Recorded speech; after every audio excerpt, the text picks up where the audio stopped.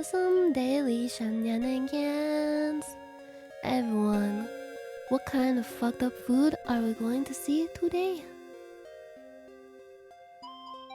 That looks like the boiled one. Wait, I need to get in between. I need to get in between them. Loaded BBQ pulled pork waffle fries. Herring and onion fish brochen. Ew. Herring sandwich? Ooh, I don't know. Wait, my phone thought I was... my phone thought I was asking SIRI about something. She's listening. She's still listening. Guys, be careful about what you say. I think the loaded barbecue pulled pork waffle fries have to be the winner here, right? There's no way most people voted for a herring and onion sandwich. Oh, this is just the initial vote. I see. Ah! Chips with Nutella or a burger with a very sad smattering of mustard and one singular sliced pickle. It looks like there's chips on the side. Oh, chips with Nutella for £3.30. Poop fries. They're probably good. You can't deny. Cause haven't you ever dipped your fry into a chocolate shake before? I'd take the poop fries over that burger. I think I would too. The fries look like they're kind of like seasoned with some kind of chili powder though. That might be strange. Chili powder and a chocolate? This burger just looks so fucking sad. It's disturbing. Is that mustard or is that like melted cheese? That's kind of like, it's like rippling. Let's go choose a Nutella. Ah, Nintendo! Why is it so small? I was in the pool. Jesus. Dude, leave me alone. I got my turtleneck on. Lieber Kaste Semmel. Meatloaf in a bun. Meatloaf in a bun. Or chips, sausage, and curry. Oh, chips, sausage, and curry sauce in a cob. Like a bread? A bread bowl? Is that what a cob is? This looks like somebody took a diarrhea shit on it, but I guarantee you it tastes way better than whatever the fuck this is. This looks sad and dry, pathetic, nasty. Them sausage have phimosis there too. They can't peel the skin all the way back. Oh no. Oh, I guess let's go with that then. Yeah. I mean, it looks a lot more appetizing. Chicken mayo onigiri or pie double mash and liquor. This is tough. I feel like most footy fans, like the biggest audience of this site is from the UK. I don't think most UK denizens really fuck with onigiris. Do they? I take the chicken mayo onigiri. That sounds good to me. But a meat pie with mashed potatoes and that it's like a herbaceous sauce that they put on it, right? Does sound very good. Price check. No price on this one. This one is 90 cents. What's it called in Britland?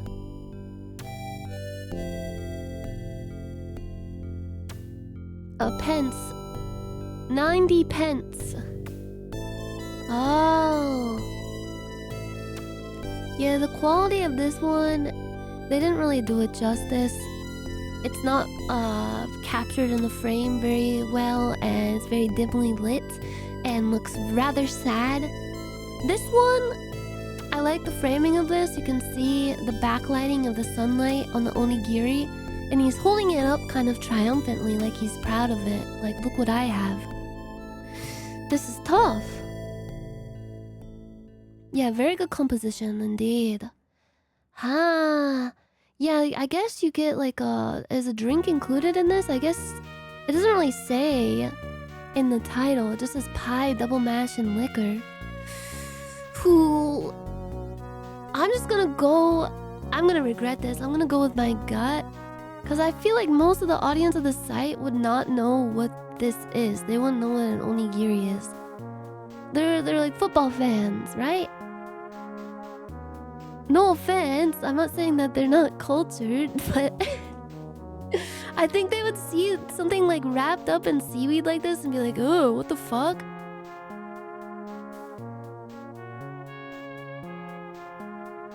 But isn't this game for nerds?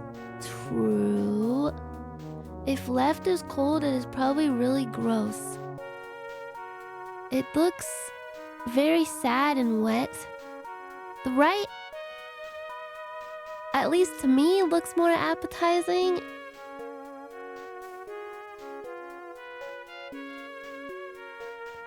Yeah, I don't get people who have like an aversion to seaweed or raw fish and stuff like that. I've always liked it ever since I was a kid.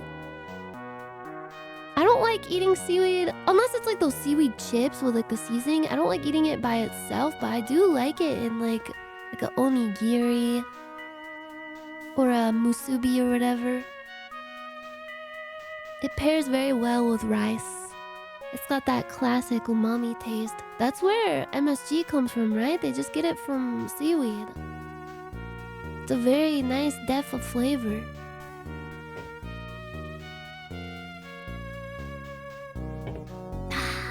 This is a really, really tough one, you guys. I don't know. I feel like a lot of people who use the site are from Britland. Even though the site has data from all over the world, like games all over the world and submissions and stuff, I feel like overwhelmingly the users on the site would prefer a pie. But I don't know. Now I'm second guessing myself. Maybe I'm underestimating them. Yeah, this is a pie. Should I just go with the onigiri just based off of how bad this picture on the left looks? Let's do it. Oh my god, I'm so glad I did that! Ew, what the fuck? That looks so nasty. It looks like a decaying corpse. Ugh. Okay, so on the left we have pizza and beer. This is apparently pizza. Brazilian pizza? Oh. Brazil, no offense, but your track record so far when it comes to pizza is it's not looking good. And this is a pork shank sausage and cheese sandwich. That is way too much cheese. Also from Brazil. Why is this so close up, too?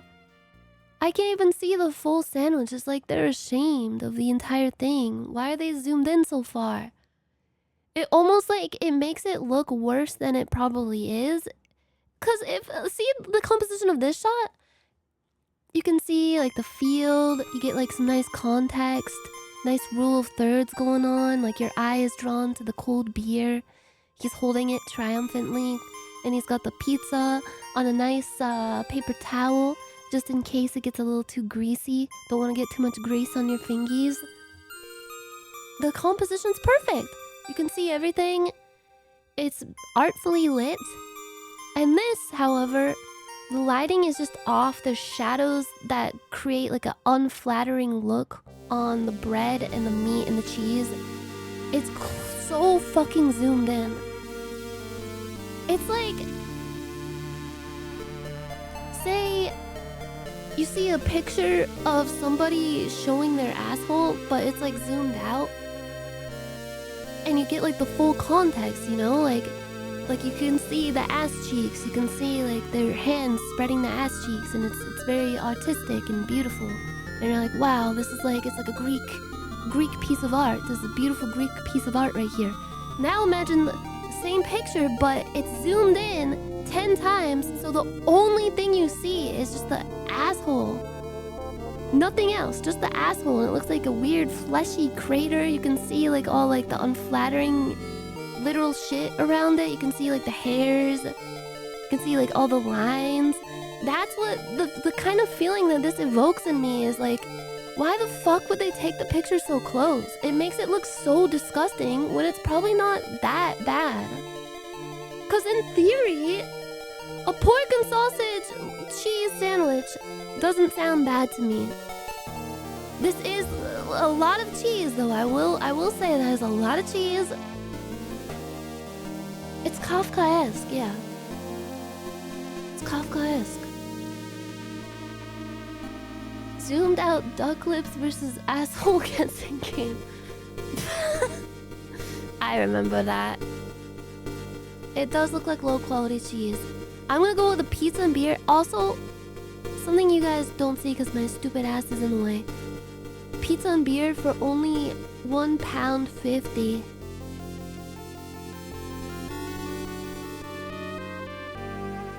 What?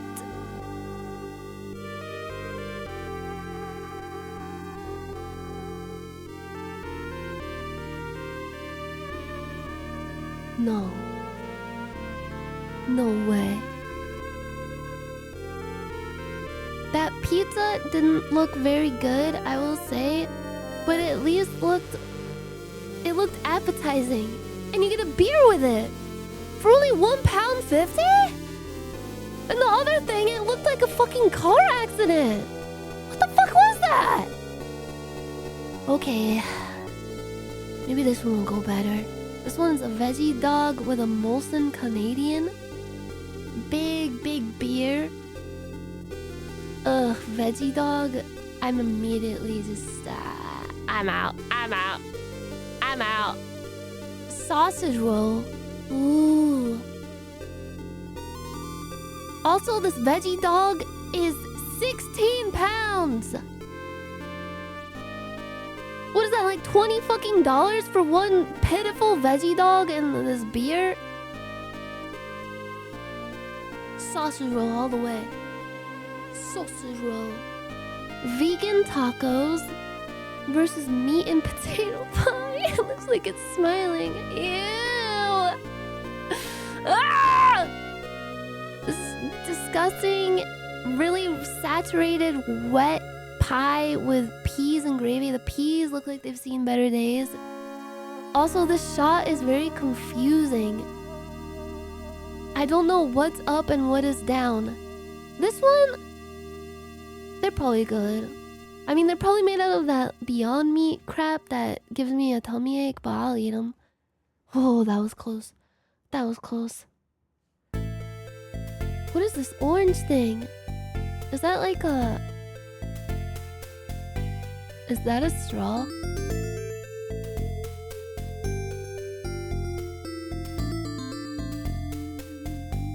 This says the Mark Light Shake Special. Philly cheesesteak milkshake. Vanilla ice cream. Vanilla syrup. Mini cheesesteak sandwich.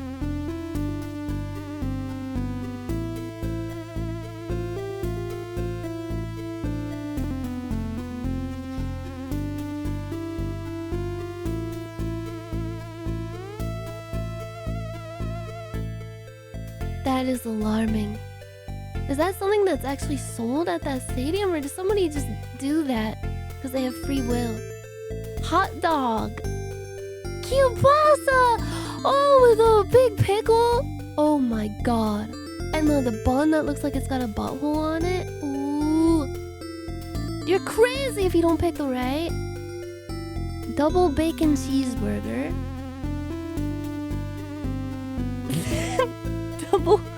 Wait, what's double bacon about it? What is doubled? I only see one slice of bacon.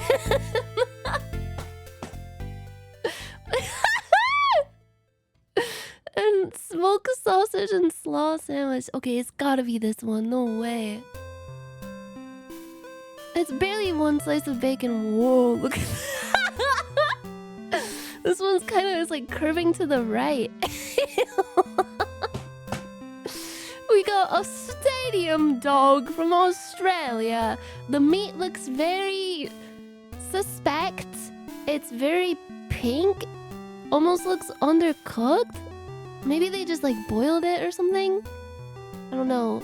Not sure about the ketchup and mustard. Like the way it's been smattered on it. And then we have crisps and peanuts. With a spicy sauce, it looks like. I'm sure the crisps and peanuts are good. But I think this hot dog, it's probably a very whatever hot dog. It's probably just, it's nothing to write home about. But I feel like it's more of a substantial treat when you're watching a game. Well, peanuts, they are pretty filling, I guess.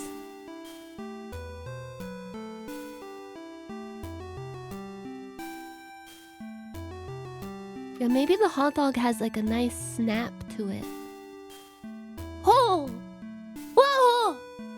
We got a 9 out of 10! Bro, if it wasn't for the fourth one, that one was a... Holy fuck. I'm not gonna sleep well tonight either because of that fucking thing. What the fuck? This really pissed me off. 87% of people? This looks diseased. Like, the pizza doesn't look good, but at least it looks like it won't give you violent diarrhea after eating it. That is just bull crap. That's a bunch of freaking baloney. People hate pizza on Scrandle? Why? Why do they hate pizza on Scrandle? Why are they discriminating against pizza? Okay, what else daily do we do? Time guesser? Let's see what we have here.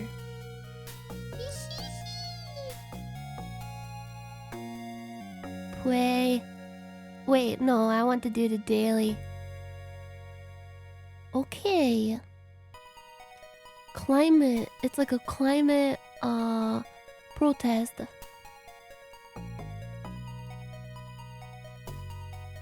The Lorax speaks for the trees and the trees say fuck you.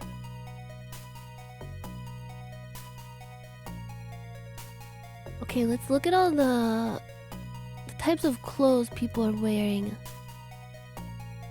Do you think this came out... I mean, this picture was taken after the Lorax movie?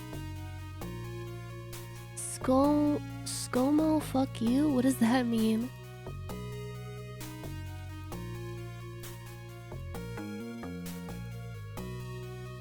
I think there's always been protests like this about climate change and global warming, but they've really... This looks like it's in LA, doesn't it?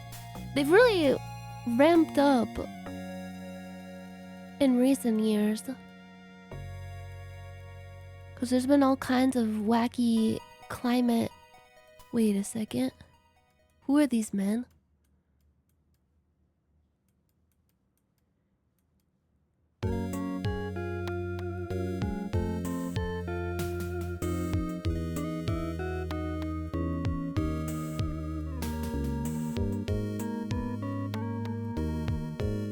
Drought, bushfires, barrier reef. Could this be like 2019 maybe? It could be like 2018 or 2019. Does this say Visco?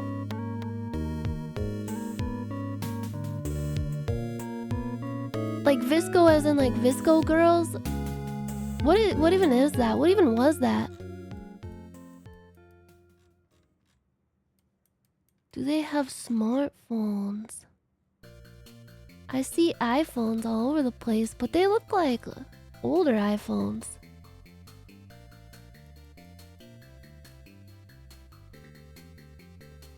Do any of the iPhones have a visible headphone jack?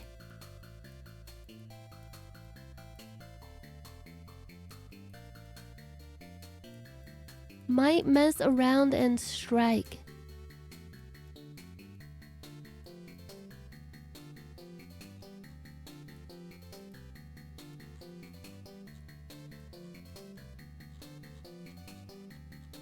Do you think this is... Is this in LA or is this somewhere else that also happens to have visible palm trees? Aren't these eucalyptus trees though?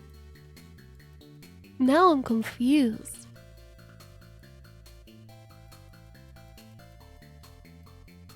(2010s) Yeah, they don't have like looking at my iPhone right now, it has like all the crazy the camera configuration. These only have like 1, 2, 1, 2. Those are older, right? But not like crazy old. It's time to act. Whoa. Look at those feet. Who is ScoMo? He's like is he a governor of a state? Is he does anyone know? Scott Morrison? Wait. Australian politician! So this is in Australia because of these fucking eucalyptus trees. Dude. But where in Australia? Do you think it's like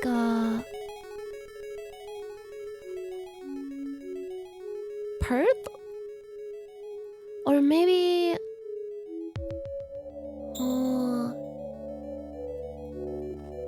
Adelaide?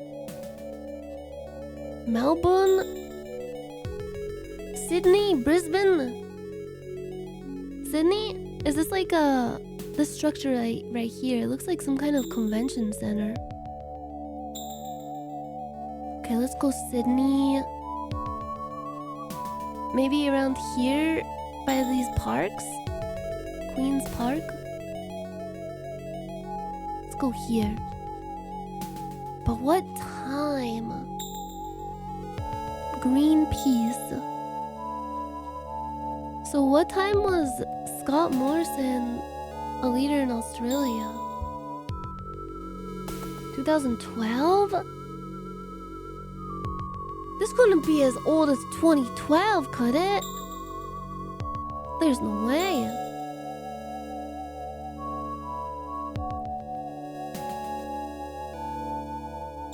Yeah, these iPhones are huge. Look at those. I'm thinking, yeah, it's definitely before COVID. It seems like between 2016 2019. The Lorax movie came out in 2012. Ooh. Could this be 2012 though? Or like 2013? I guess it could be at any time. I mean, right after the movie came out, he was probably at the Lord. Wait, that meme. Wasn't that meme most popular in like 2018?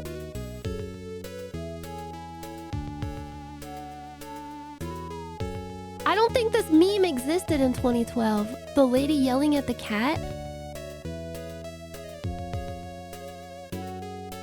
Let's do 2018. Ooh. What could be 2016? Let's make our guess. Oh, I was 1 year old. Fuck, I should have went to 2019. Shit. Damn. Hey, only 4 kilometers away from the location. That's pretty good. Nice going, guys. Nice going. A crowd surrounding a giant inflatable globe during a climate strike in Sydney. Oh yeah, I guess like bushfires happen a lot in Australia. Bushfire season. So this would have been like between like September, December in Australia, because that's when summer is. What the fuck? Okay, where are we now? Sony.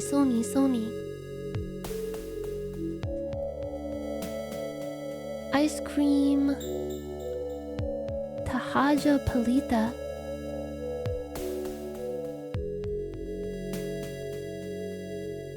Is this in like Indonesia?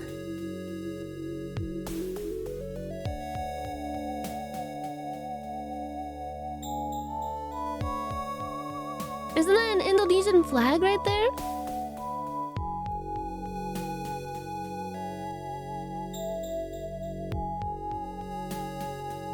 But what time? All these cars look like 1960s, maybe 70s.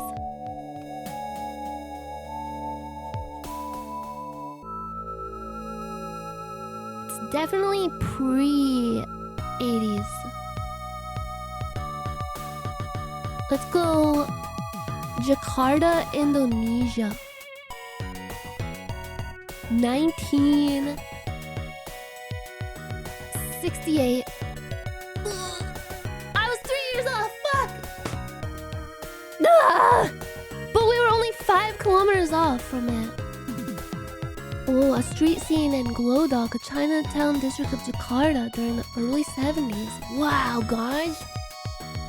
Whoa! Ice skating people! This picture is kind of creepy. I don't know what it is about it. The fact that like they're the only things in focus in the entire thing. They're frozen in time, literally.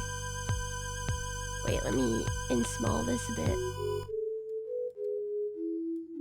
Sorry guys, I have really, really big, cool monitors. My monitors are very, very large. And it's hard to fit everything on the screen. Okay, I'll just do that. It'll be cut off on the bottom. It's alright, whatever. What is that, the Abraham Lincoln Monument or something? Isn't that where Honest Abe is? In there. I didn't know there was an ice skating rink.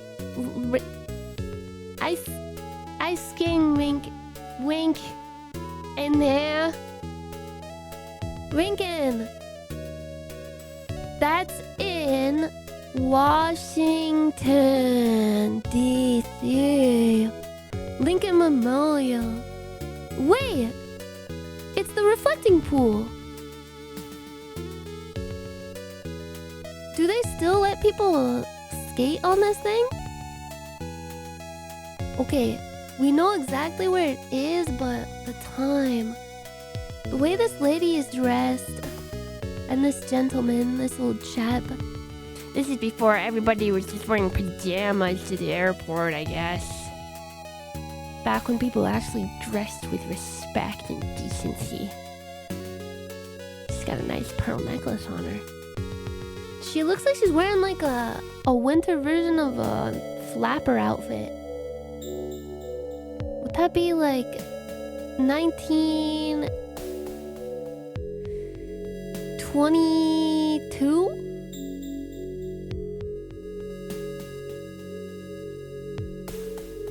This picture is so fucking old. There's no way it's like... It's definitely not 40s. It's too old to be even 40s.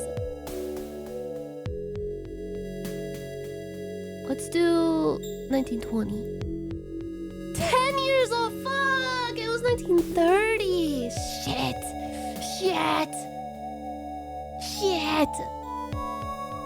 Oh, it was right here. I went a little too far out, man.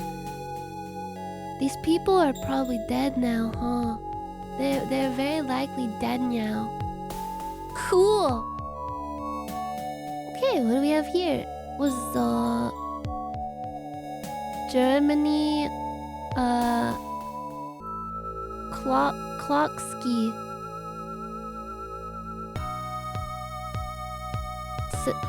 Belgium, Switzerland.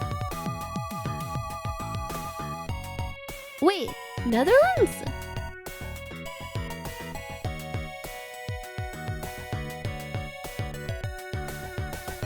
Is it Belgium? There's a Indonesian restaurant right there. Why is there so much Indonesian like cultural exchange in Belgium and in Netherlands? What is that? Oh. Should I look for a city called Kloksky, or is that just what that place is called? Maybe it's in Brussels. Brussels. Colonial past with a Dutch. Oh, I see. Man, the Dutch have been everywhere, haven't they? Where did the music stop? Why? Why so serious? Look at this guy right here. This guy looks so disappointed in him. This looks... Could this be the 80s or 90s? Look at these big poofy feathered bangs. This has to be like late 80s, early 90s. Look at all these ladies with the perms going on. But the camera quality makes this look like it's from the 1960s somehow. Whoa, where do you think this kid is now? 92-ish? European 90s is like American 80s? Why is that? Why is everything on a delay? No offense, no offense. I'll do 1992. I guess just go in the middle of Brussels and Belgium. Or maybe could it be Antwerp? Let's look at everything. I don't know. I don't know. Damn, bro. I'll put Brussels. Oh my freaking god! It was over here in Antwerp. It was fucking Antwerp. Ah! In 1997? What? That's 1997? Jeez Louise. Alright, what do we got here? Ultima Pagina. Bye bye Hong Kong. Poder Local. Oh, is this like French or something?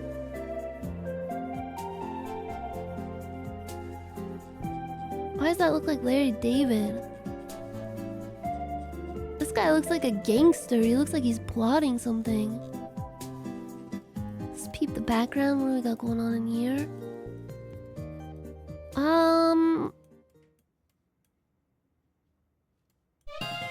Ultima Pagina.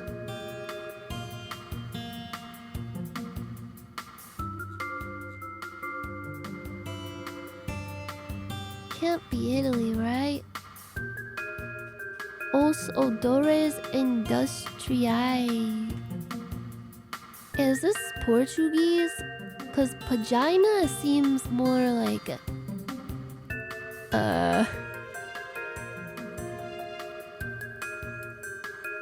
You think these are Italians? This guy looks very Italian.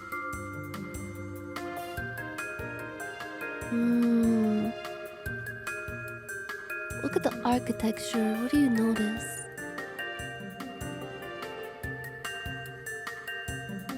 What is this like? This is 1960s?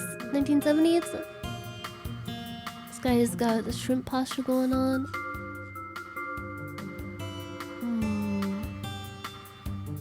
Post World War II? Yeah, what's going on in this current news article? What does that mean? What does that say? Yeah, he's got these big ass boxy not sunglasses, regular glasses. Tony Soprano over here is just reading the news. JN is a newspaper in Portugal. Good find! Okay, so maybe it's in lesbian Portugal.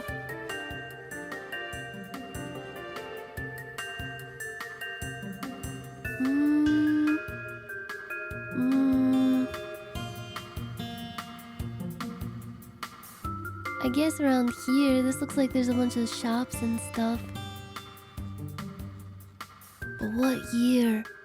1969 maybe? Could it be 1969 or maybe more into the further into the 70s? Late 80s?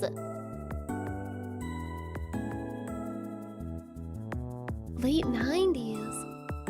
Yeah, the Hong Kong part. Could it be late 90s? Why does the camera quality look so old though? And like, look at this guy over here, dressed like a fucking 1950s newsboy with a hat. And look at this businessman right here. I don't know.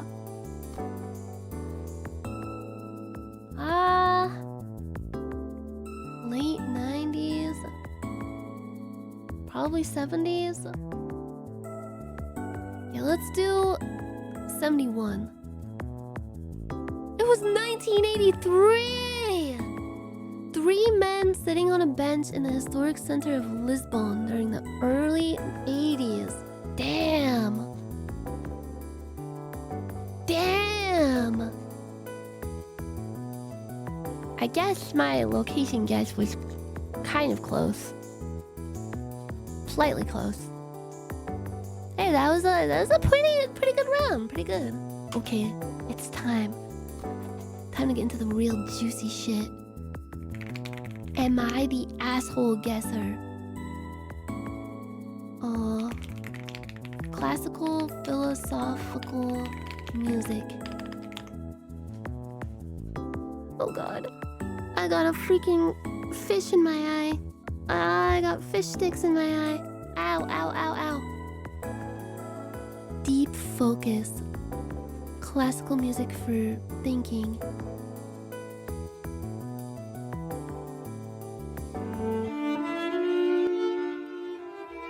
Alright. It's time. We have to decide people's fates. Am I the asshole guesser? Daily challenge. What the fuck is this one?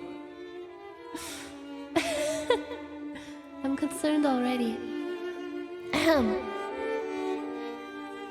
Am I the asshole?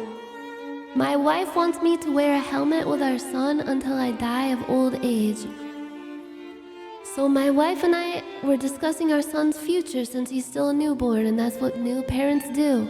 The topic of riding bikes and helmets came up, and I said, I have no problem wearing a helmet when he's younger. She took that right too. So you won't always wear one? I explained that I would, but when he's around 16 or so, I'll probably just not wear one because I don't care to have one on when I ride a simple foot-powered bike. Now she thinks I don't want to be a good example to our son, and if I have a differing opinion, I'm just dismissive. I don't want to wear a helmet because it makes me look gay when I ride my bike, is basically what this guy is saying. It doesn't matter if it's just a foot-powered bike. You could die just like falling from like 1 foot height, you know, like if you land right. And that is gonna become a problem. Like, that aside, that will become a problem when the kid gets older and they're like, okay, sonny boy, you gotta wear a helmet when you ride your bike. And then he's just gonna be like, well, dad doesn't wear a helmet. How come I have to wear a helmet, huh? Then what? Then what do you do? Oh, well, dad doesn't wear a helmet because he's not, he doesn't care if he gets into a car hits him or something, or if he falls off and cracks his skull on the pavement and dies horribly, leaving you without a father, because he thinks the helmet will make him look gay when he's riding his bike. Oh, okay, I guess I don't have to wear a helmet then. And then the son dies tragically. Your dad already has brain damage, he doesn't need one. Bro, what the fuck is this guy's problem? It doesn't fucking matter, like, you wear a fucking helmet if you're on a bike. I know they're uncomfortable and it makes you look stupid, but If you're especially riding a bike around the city, you never know what's gonna happen. You're the asshole, man. And I'm right. Oh no, I agreed with Reddit. Am I the asshole for calling my husband a sexist after he told our 4-year-old son to stop screaming like a girl? Our toddler screamed about something this morning, and my husband told him to stop screaming like a girl. I found this a bit offensive and asked him to please not talk about girls negatively in the future. He argued it was not offensive because girls scream more than boys. I said 4-year-old boys scream just as much or as loudly as girls do. He said, well, they shouldn't. I said that's archaic and sexist. Both of these people seem so horrible to be around. What started out as a small argument has snowballed into a big fight. We hardly spoke the whole day, and he has just told me I was rude and condescending to him this morning for calling him sexist, and he expects an apology. I don't feel I was out of line, and I still think what he said is offensive to girls, but he does not agree. Am I the asshole?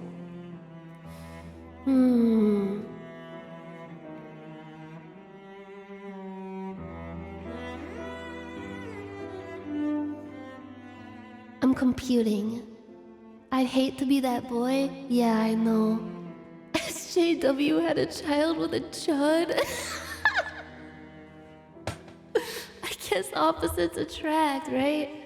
God, that just sounds awful, both of those people. Jesus Christ.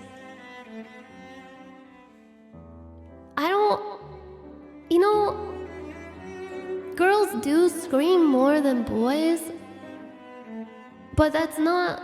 I don't know if that's like an inherent part of being a girl, rather than just like you're kind of more... When you grow up as a boy, you're more expected to keep stuff like that inside and be stoic and stuff. That's why it's called screaming like a girl. But girls are expected to be more like reactive and emotional, and that's why they scream a lot, often. Which is pretty dumb, because screaming should just be a human thing. But I will say, he was an asshole for saying, like, telling him to stop screaming, but oh god. He's got to tell him to stop screaming without all that crap, but the screaming in general just sounds fucking awful. Oh god, I can't even imagine. Jesus Christ. They both sound very insufferable, the 4-year-old included, which isn't really the 4-year-old's fault. I think it's just kind of a fact of like being 4 years old where you just kind of scream a lot. Oh, I wish there was a everyone sucks here button. Cause I think there's like a more... if you're in like a partnership with someone like this and raising a kid together, you'd think that you'd have more like decorum when it comes to communicating with them and like treating them like a partner, where you're not like, you know, being like, oh, that's so sexist or whatever, like, because you kind of... I don't know, sometimes it's just not that deep to like lay into somebody like that when you're supposed to be working together. Yeah, there's a better way to ask him to stop screaming for sure. It's just kind of like a whatever. It's like the lady is making mountains out of molehills here, and the guy is just being kind of an asshole all around. Like there's a better way to approach that. Just be like, oh well, you don't have to say it like that to him. Like, come on, like. But it sounds like she kind of like chewed him out over it in a kind of disrespectful way. Cause like maybe she was rude and condescending. Maybe she like, I don't know, said something that made it a little too personal. But I think everyone sucks here. What does Reddit think? What does Reddit think?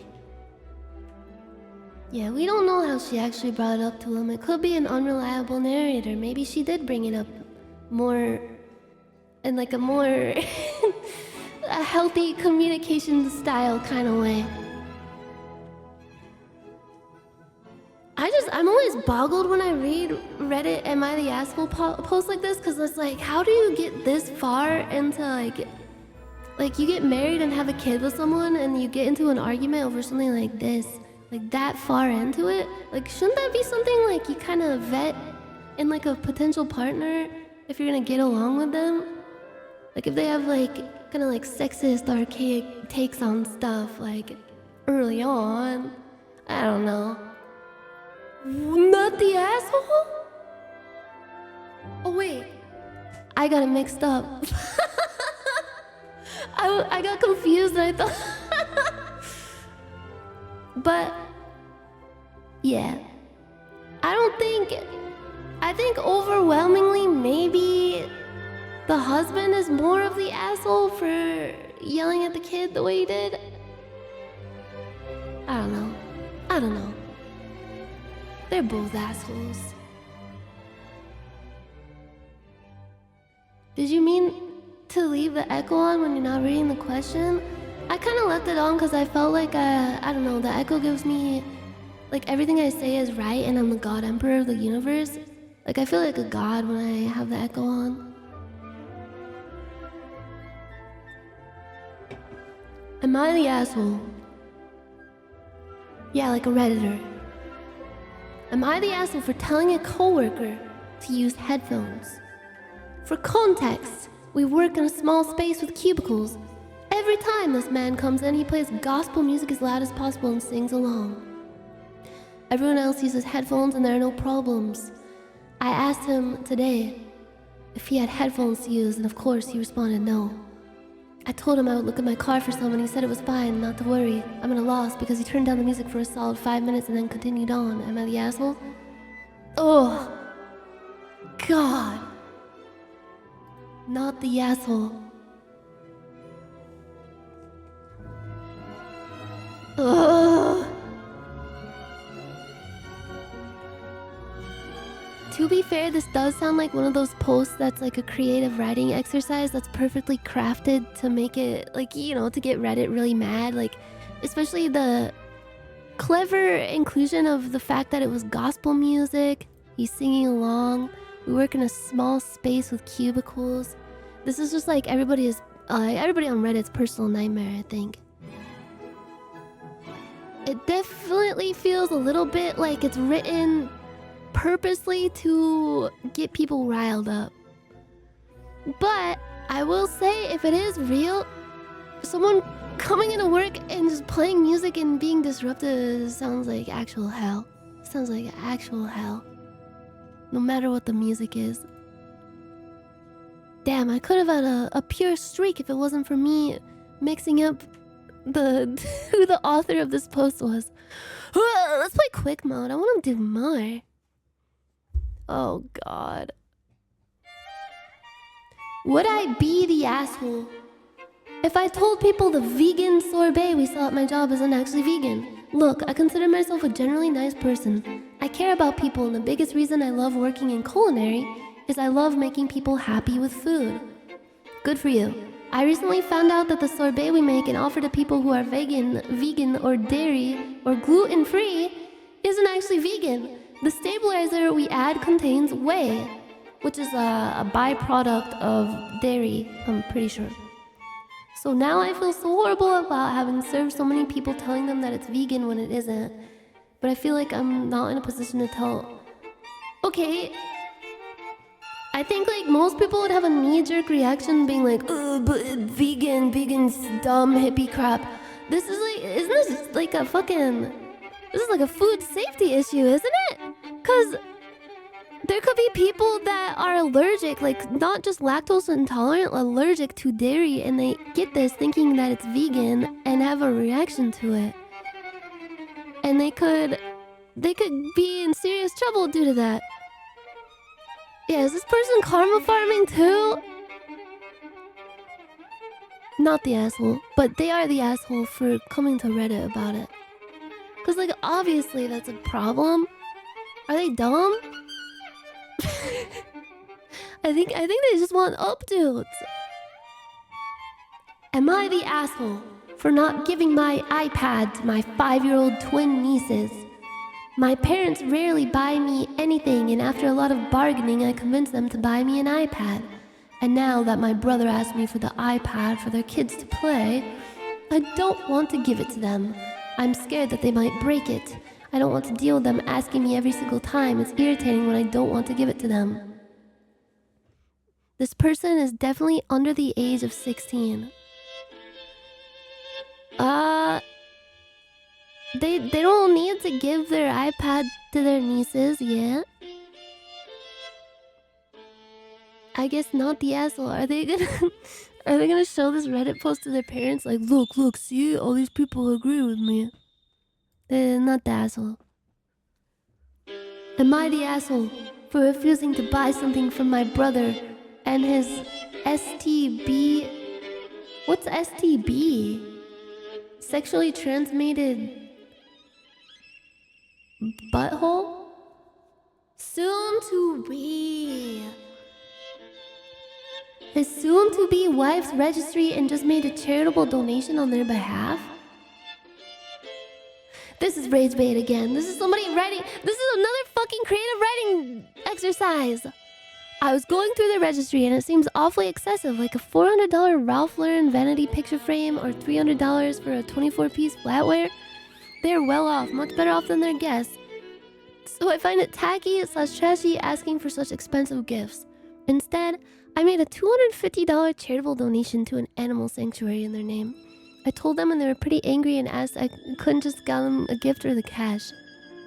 Sure, bro. Yeah, my evil brother and his evil soon-to-be wives are evil and rich, and they're getting married, which is extra evil because they want it to be all about them. And I selflessly donated to save animals, to save the heckin' doggos and pupperinos, and I told them and they got angry at me and told me I was stupid and fat. They just wanted gifts and cash because they're selfish and greedy. I think Reddit would definitely say not the asshole. Wait, was Reddit actually chill on this one? Wait. I gotta read what they're saying. You're the asshole. You could have just given them a monetary gift, which is what 99% of people did for us since we did not need anything. Instead, you make a donation to someone else in their name, which does nothing to help them. Yeah, and they didn't even donate to an organization that the brother or the fiance are into. Like, I'm all for donating to animal organizations and donating to charities in general, but holy fuck. This person seems like whoever wrote this is one of those people that always has drama surrounding them, and they're always like, I'm just surrounded by toxic people. I just don't understand. And it turns out like the common denominator in all those relationships is them, and they're the fucking weirdo. They're the weirdo that's always like they have a like weird victim mentality where everybody else is out to get them, and they're just like this like selfless, perfect person that's always just, oh, I just give so much. My problem is that I just care so much. To hell with you and your creative writing exercise. Again. Am I the asshole for wanting my partner to get a paternity test? Oh no.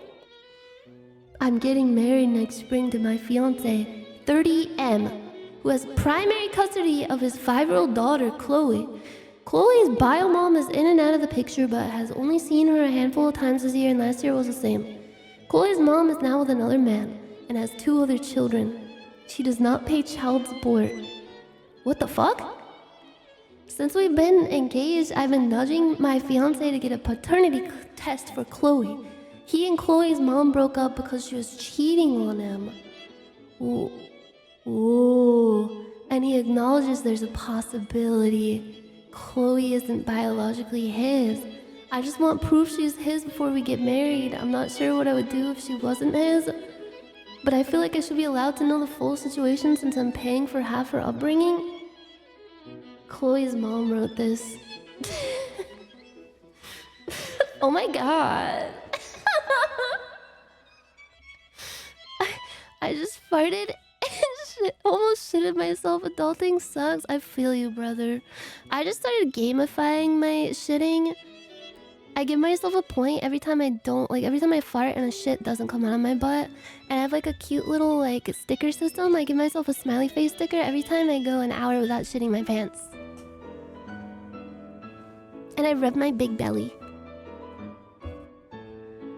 Sounds like if it's not his, she'd make him give her up. Yeah, that's what it sounds like. That's kind of weird. Like, the bio mom is out of the picture. So Chloe's, like, only person in the world is the dad. Regardless of whether he's the biological father. Like, what's gonna happen if it turns out he's not? Like, does she want him to give her away to the bio dad? It seems like, I don't know. Chances are, if it's not his and they find the biological dad, would he be like, oh, cool, I had a kid that I didn't know about. All right, I'll take it. I don't know if that would happen. So, that is so fucking sad, bro. Biomom sounds like a Resident Evil boss. Yeah, like the fucking weird bug lady with the bulging bug belly. Yeah, not worth ruining the kid's life. Like, that is like a pretty shitty situation. If he's not the biological dad and he's basically taking care of somebody else's kid that was abandoned by both parents.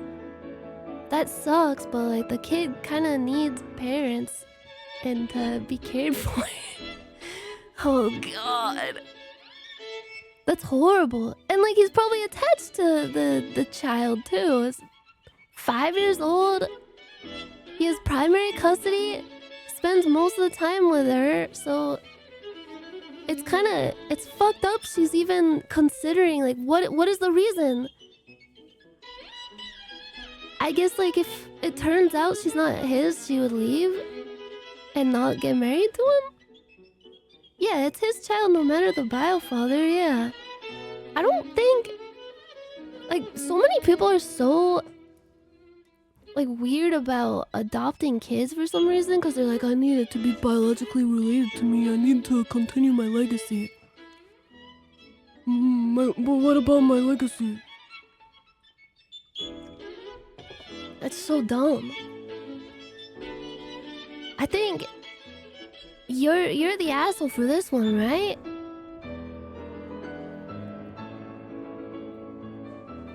Like, regardless of whether the kid is biologically his, like, he's not gonna leave the kid.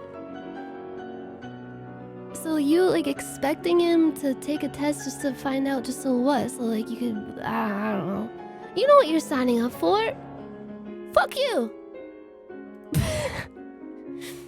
Am I the asshole for telling my brother-in-law why no one will date him? What? My brother-in-law is really picky when it comes to dates. He has a whole list on what the woman qualities were. If they didn't fit his standards, he would ditch them. The woman has to be good-looking, have sex, no question asked, be Christian, and cook and clean for him. BIL, brother-in-law, has gotten 4 dates, but he's usually late, complains, and doesn't pay for anything, while ordering the most expensive items on the menu. He doesn't even live up to his own standards.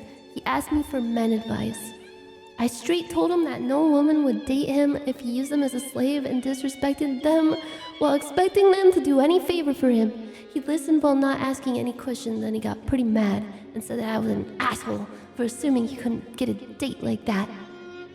He said he'll find a date that will live up to his standards and still like him, but I doubt it. Am I the asshole? Okay, the brother-in-law doesn't sound like a pleasant person at all, but geez Louise, this person really, really hates their brother-in-law. Holy fuck. This was typed with like straight pure malice and hatred, just seething hatred. Yeah, it's another like creative writing exercise where you don't really know. I'm not too sure. I think some of his standards or whatever are like the have sex no question asked thing, and like cooking and cleaning for him. Like it's weird. Like you shouldn't really like expect another like human being to be like a robot in that degree. Of course. My chud brother-in-law. Sex no question asked and Christian? I mean, I guess like if he's considering marriage, I guess. I don't know. He wants like a 1950s housewife. But I think like it's better overall to have preferences like that. Like know what kind of partner companion you're looking for. Like I don't think it's terrible to expect someone that you're gonna be with to be attractive to you, if that makes sense. But he does sound, from this person's description at least, it doesn't sound very pleasant. But this person doesn't sound very pleasant either. He's late to his dates, doesn't pay for anything. He orders the most expensive items on the menu, and he doesn't live up to his own standards.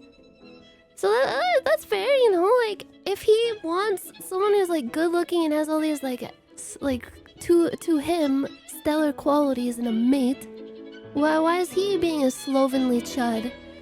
Why is he showing up late for dates and complaining and being a big baby? You gotta put in effort if you wanna attract someone equal to you like that. Main character syndrome. This guy sounds like he went on a date with his brother-in-law. Oh. I can't tell the gender of who wrote this.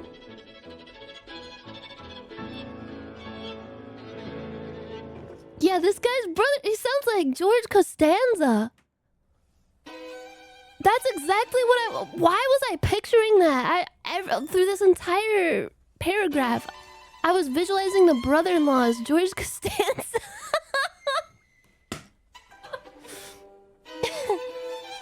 Yeah, man, like he's not even trying to woo the type of woman that he wants. I think Reddit would probably say not the asshole. Yeah.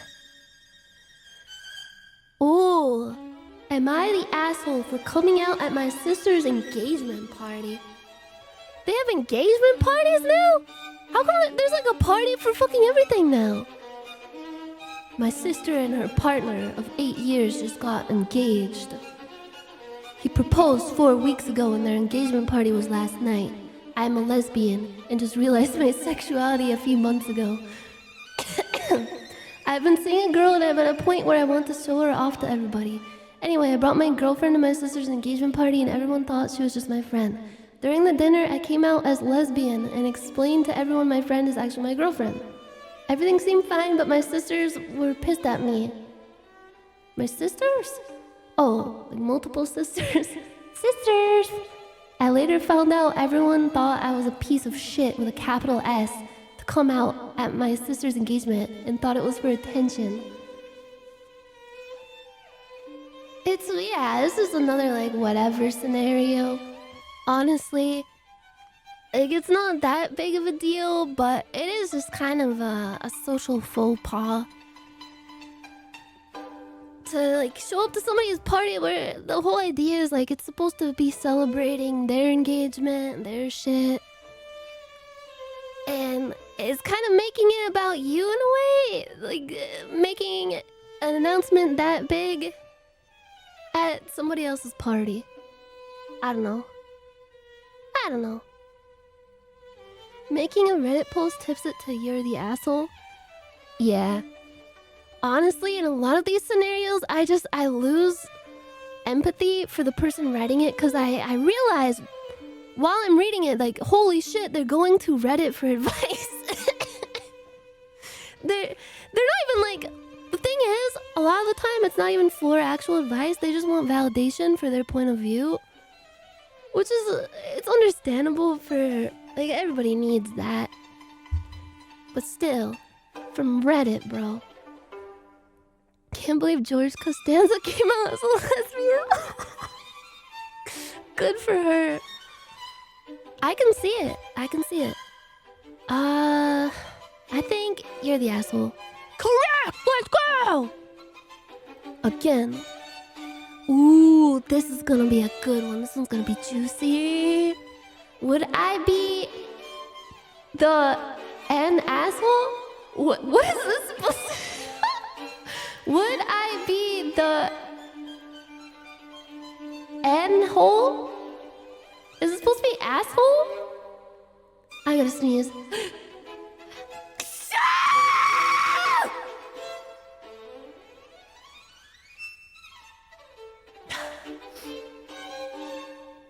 Sorry, my allergies are acting up.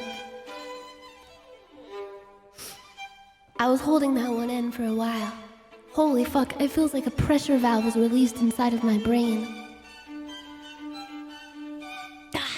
The sneeze heard round the world. Would I be the asshole if I tell my mom and dad that their dogs aren't welcome at my house? I, 29F, recently bought a house with my husband, 29M. It has nice new carpet and lament flooring. I'm just picturing like a bunch of floor tiles with like faces of anguish. Every time you step on one, you hear a muffled cry. It's so sad. Okay, it has nice new carpet and laminated flooring. We have a big yard, but the fence isn't finished. My father lives a 4-hour drive away and my mom lives about 2 hours away. They have both come to visit me and brought their dogs without asking. My husband went to his parents' house a 5-minute drive and got a tether and stake so the dog could be out in the yard safely. But both my parents insisted the dogs need to be inside because they are too needy to be outside by themselves. Both these dogs are terribly behaved. They bark constantly, destroy my cat's toys, eat her food, and are bad with children, snapping at my nephew and knocking him over. Oh God. I'm having a baby in September and my mom wants to come stay and bring her dog with. Would I be an asshole if I said the dogs are no longer welcome at the house? This is another one of these posts where at first, like, I empathize with them. I'm like, oh man, that sounds fucking awful. Like, you got the brand new carpet and lament flooring. They're bad with your nephew. They're destroying stuff in your house. Barking up a storm, being annoying and dirty as fuck. But like the way this post is written, it just gives me the same vibe as those like creepy, like really weird child-free people on Reddit. Where it's like, I understand their point of view a lot actually, because I don't want to have kids, so I'm like, all right, like I get it. But the way they write certain things, like you can feel this like weird bitterness. Do you know what I mean? Like it's a weird seething bitterness. Like, geez, like bro, just chill. Like I can tell this person has just like pre-beef. They got pre-beef about something.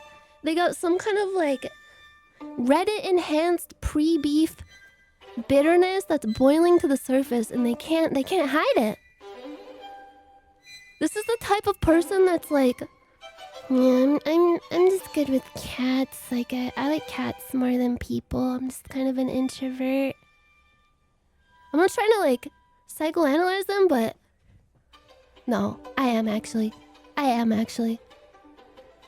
This person is a fucking... I can tell this person would be awful to be around. Just from this post. And I agree with them. I think, like, the parents shouldn't bring their dogs to their house. So, like, not the asshole for this specific moment, but I can tell this person is probably an asshole in their day-to-day life. But I can't prove it.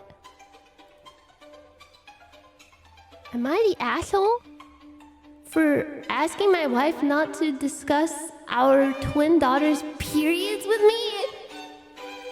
What? My wife and I have twin daughters who are about to hit puberty. I don't know much about female puberty stuff because I come from a sexually repressed culture.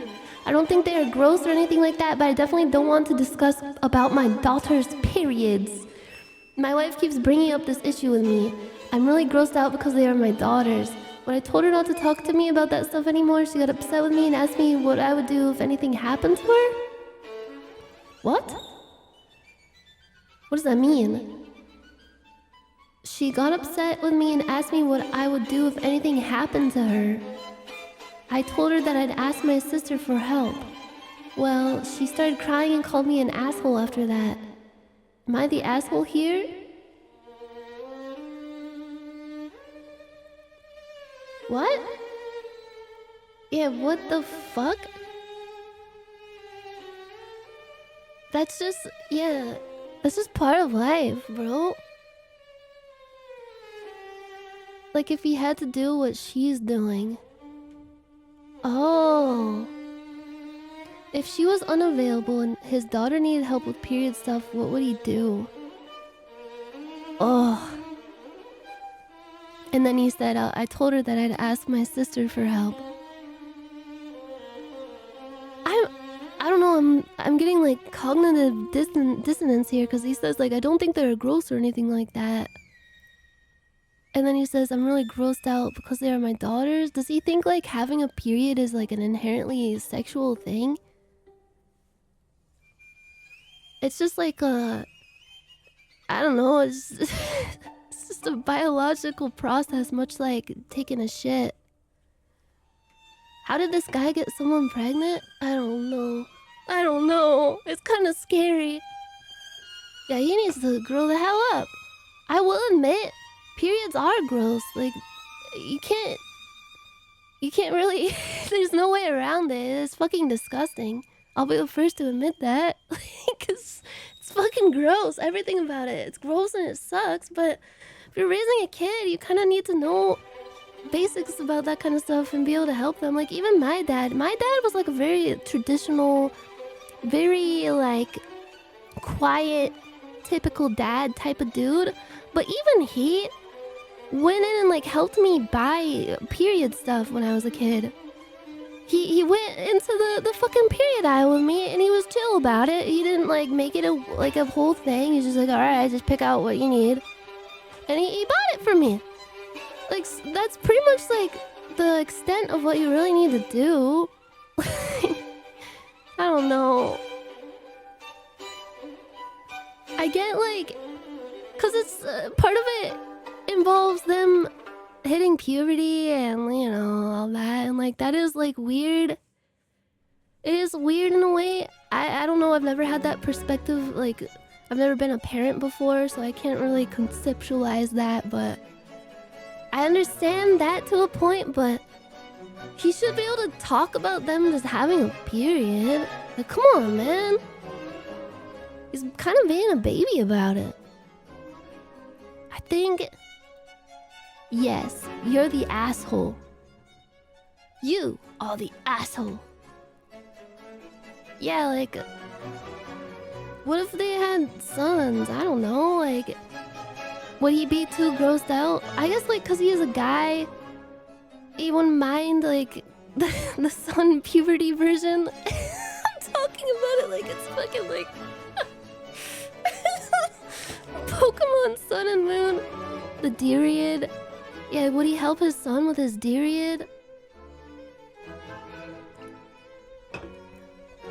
Like, did this guy not change his kids' diapers and deal with them having, like, disgusting shit and puke and stuff?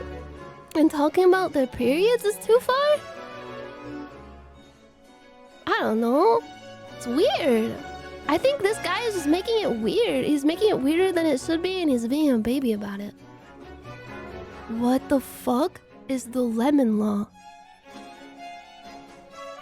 What is this?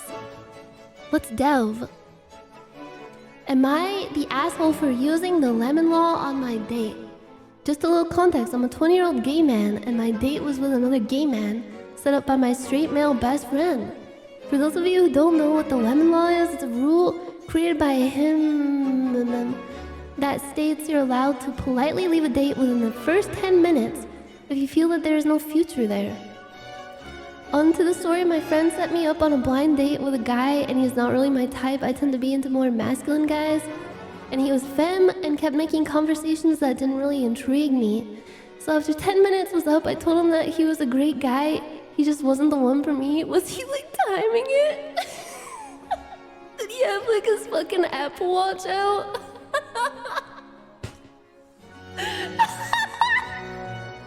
That's brutal, bro. What the fuck? Time's up. When I finally get home, I get an angry call from my friend saying I'm being an asshole and that I didn't give him a proper chance. What do you guys think?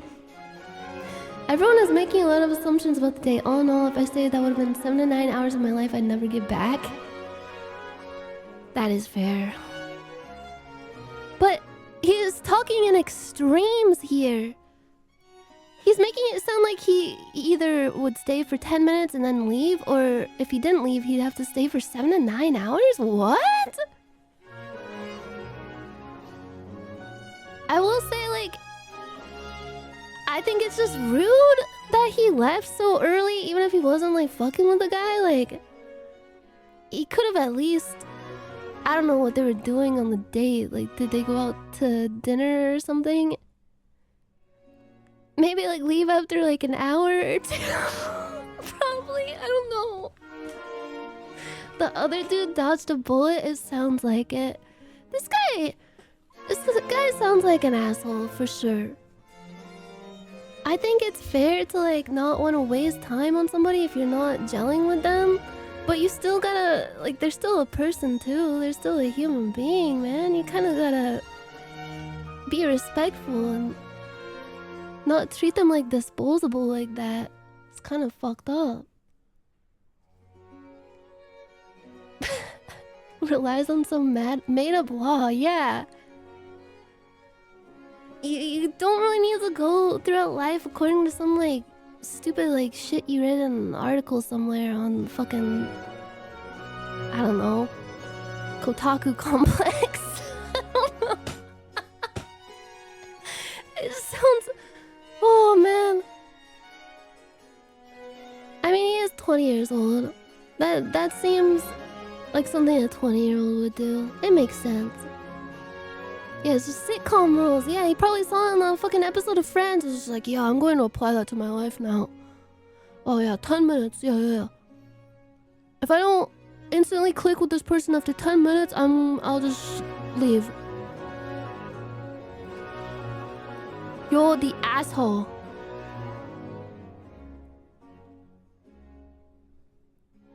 A lemon is a term for something that's kind of shitty, so he's calling the date a piece of shit? What? It sounds like the guy... The only problem the guy had, like, of course they weren't compatible, that's fine, but he just wasn't talking about stuff that he was interested in. He literally did get it from a sitcom. Oh, is that what the... Oh my god! I was like, what the fuck is him? I didn't understand the acronym. Holy fuck.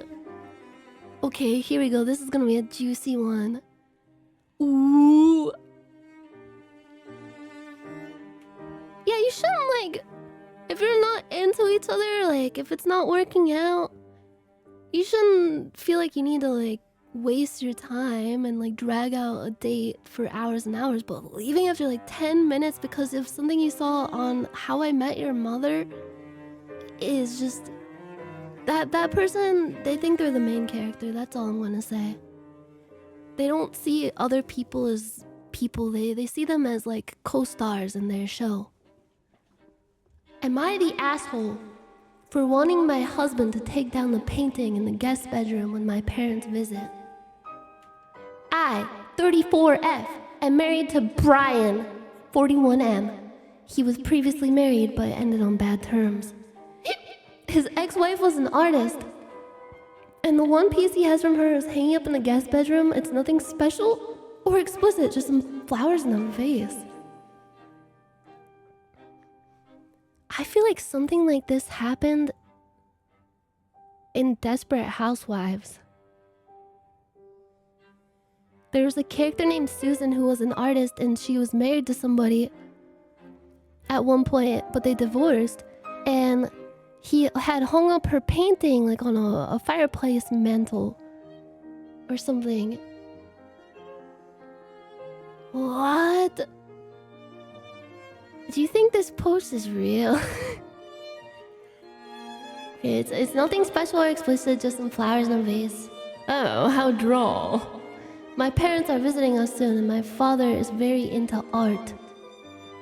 I know she will ask who painted the picture and we'll dig into it. I asked him to move the painting out, but he said he liked it in there and wouldn't move it because it fits the room. Oh, no. I've never thought it really acceptable that he had a painting from an ex-wife. I don't know if she knows he has it, but I think it's really a small ask that he move it when there are guests in the room. He's refusing and saying there's nowhere else to put it. Put it in the trash! It also just makes me uncomfortable knowing that there's a painting in my house that was painted by his ex and he wants to display it to visitors. Am I the asshole? Yeah, maybe he is just being lazy because he doesn't want to have to move it literally every time they have guests over, and so he's just making up an excuse and she's just like reading into it too much. Or maybe he does have an attachment to the painting because even though his previous marriage ended on bad terms, he still has feelings for the ex-wife. Otherwise, he wouldn't keep the painting because it reminds him of the better times that he had with his ex. I think she should take the fucking painting down and burn it in a fire. Painting probably looks like shit anyways. Not the asshole. What? Maybe he likes the painting? What if I told you? Never mind.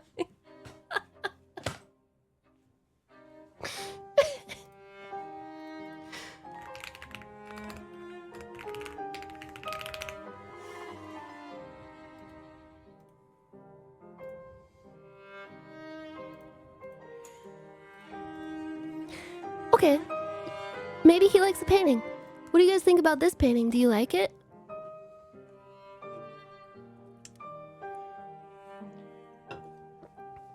Do you think it's a good painting? Do you think it would tie the room together?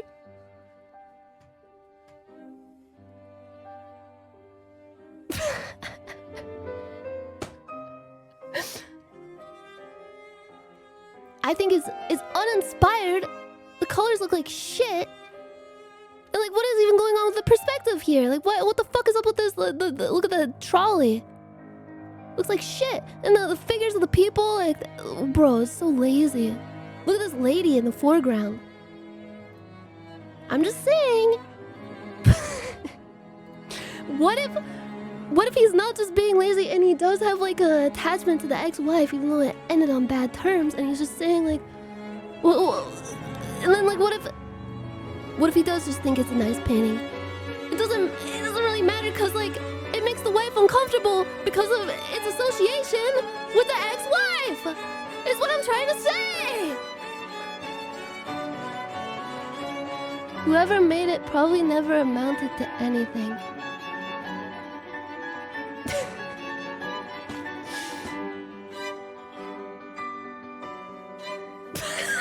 No, I'm not saying his ex-wife is Hitler.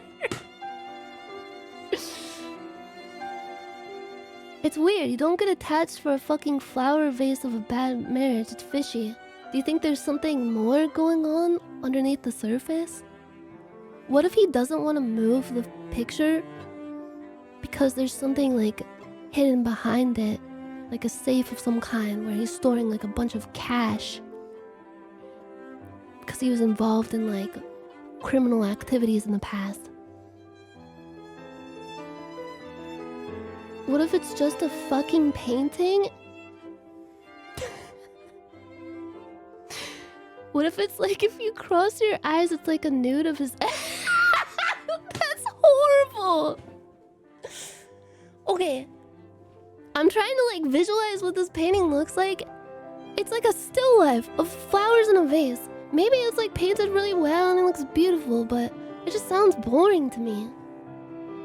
He is either being really lazy and doesn't want to move the painting, or he has like some attachment to it and doesn't want to move it. I don't think he just likes the painting. I don't think that's the whole story. I think there's something going on with the painting. He's fucking the painting. EU servers are down. Can you please call Riot to fix it? No. I don't want people to keep playing League of Legends. Why would you want that? What if his ex-wife died? No, they said it ended on bad terms, which doesn't imply that there was a death. If she died, the author would definitely specify that, because that adds important context. Because what if his ex-wife died, kind of like, I don't know, she was like Nagisa from Clanad or something, and it was like really tragic and awful. Death is pretty bad terms. That's not... No, bad terms is like, I don't know, she was like... They got into a really bad argument, or she cheated on him, or he cheated or something. That's bad terms. That's not like she died in a painting accident. What if she's simply wrong about the bad terms? You think the author of the post considers the wife dying to be bad terms? Like maybe the husband's mad at her for dying and... My fucking bitch wife died. I'm so pissed at her for dying. She's such a bitch. She killed her? Is the painting valuable or does it look like shit? It's hard to say. It says it's nothing special or explicit, just some flowers in a vase. Which just seems inoffensive, but nothing to write home about. Probably average painting. Does it have eyes in it that follows her around the room? Yeah, I wish she would have included a picture of the painting. That would change everything. Cause what if the painting is actually just like one of the most beautiful things you've ever seen? Like something that belongs in a museum. Then I'd be like, okay, yeah. Maybe his ex-wife was a huge bitch. They ended on bad terms, but boy howdy, she could paint. She needs to shine the police organic matter flashlight on that painting? Yeah, what if it's some kind of Resident Evil puzzle room? That's what I'm saying. Like, he seems weird about moving it. And not in the way where he's like hung up on his ex-wife, more like he's hung up on the painting itself. Like there's something behind the painting. Like a lever to a secret room. What if it's bad terms and he's angry at his ex-wife and he goes into the room to angry jerk off to the painting and curse her out?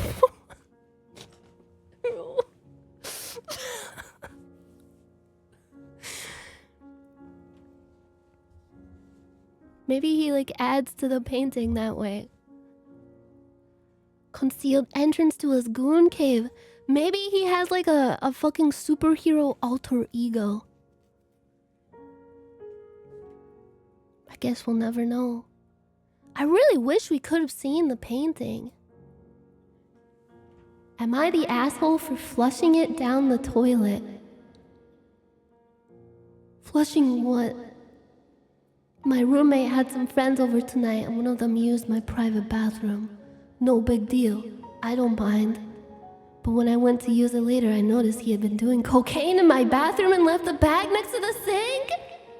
I flushed it down the toilet and didn't say anything. He later confronted me and asked if I saw the bag, and I told him what I did. He's incredibly mad and is insisting I pay him back $200. I'm refusing because he brought illegal drugs to my bathroom without my consent. At $200 worth of coke. Am I the asshole? This is tough. It's nowhere near on the same level of, like, because it wasn't an illicit drug, but it makes me remember the time when I was like 8 and I was worried that my mom's friend was gonna die from lung cancer because she smokes a lot, and we just started learning about drugs and stuff in school. So one time when we were camping, and she was distracted sitting around the bonfire, I reached into her coat and I found her package of cigarettes, my mom's friend, and I took it and threw it into a thorn bush, thinking that I'd saved her.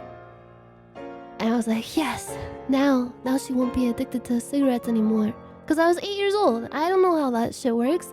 I thought I was doing a good deed because I was just thinking, like, there'd been a lot of death in my family recently, and I was like, oh fuck, like, my mom's friend might die because she smokes all the time. I just learned about this shit in school. I know what to do. I'll save her. I'll save all of them. But then, my guilty conscience took over as soon as I noticed, like, my mom's friend was just, like, rifling around through her coat, like, Where's my cigarettes? Have you seen my cigarettes? Oh, god damn it, I'm gonna freak out. Where are my cigarettes? she sounded just like that. And my mom was just like, oh, that's strange. I wonder where they could have gone. And I instantly felt like a cold chill down my spine. Like, holy fuck, if I don't fess up right now, I will die. So I had to save myself. So I went up to my mom and I fessed up to what I did. Not even like 20 minutes later. And my mom was pissed. And she made me crawl into the thorn bush and get the cigarette package out and give it back to her friend and apologize.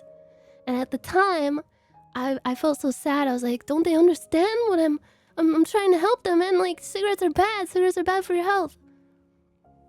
But just, I don't know, the whole context of it, I feel bad for doing what I did. Because she was probably going to get really cranky from not smoking her cigarettes. She was starting to freak out. And nicotine withdrawal, like, it's no joke. It's no joke. Narktasha Nyanners? No! Put this on the subreddit. I wonder what they would say. I feel like it'd be, you're the asshole. Because I was. Like, that's somebody else's property. They paid for it. Like, who cares if she is hurting her health by doing it? It's her decision. It's her choice. And that doesn't even take into account the fact that she's definitely has, like, a nicotine addiction. And being without it would probably be really, really bad for her. She hurts others with her secondhand smoke? True. I had to ride in that lady's car so much when I was a kid, and she's the type of person that drives with both of her feet. Like, she's got one foot on the brake and one foot on the gas at all times. It was terrifying. I still remember the smell. The cigarette smell seeping into the leather of the seats. Holy fuck. But yeah, like, I was a kid. I didn't know anything about nicotine withdrawal. I didn't understand, like, even if you're throwing away somebody's cigarettes that are hurting them, that's still a precious thing that they bought with their own money that they work hard for every day. And back to this Reddit post. He may have been doing illegal drugs in this guy's bathroom, which could have been a huge issue, but that was $200 of cocaine. $200 of cocaine flushed down the toilet. I don't do cocaine.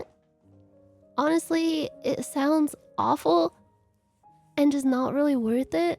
It seems like you sniff it and you just get high for like 10 minutes and then it's just like, okay, now it's time to sniff the dust again. Make my nose hurt really bad. Sounds like it sucks. Sounds like a bad time. I'd rather smoke cigarettes, because at least you look cool smoking cigarettes. But don't take my word for it.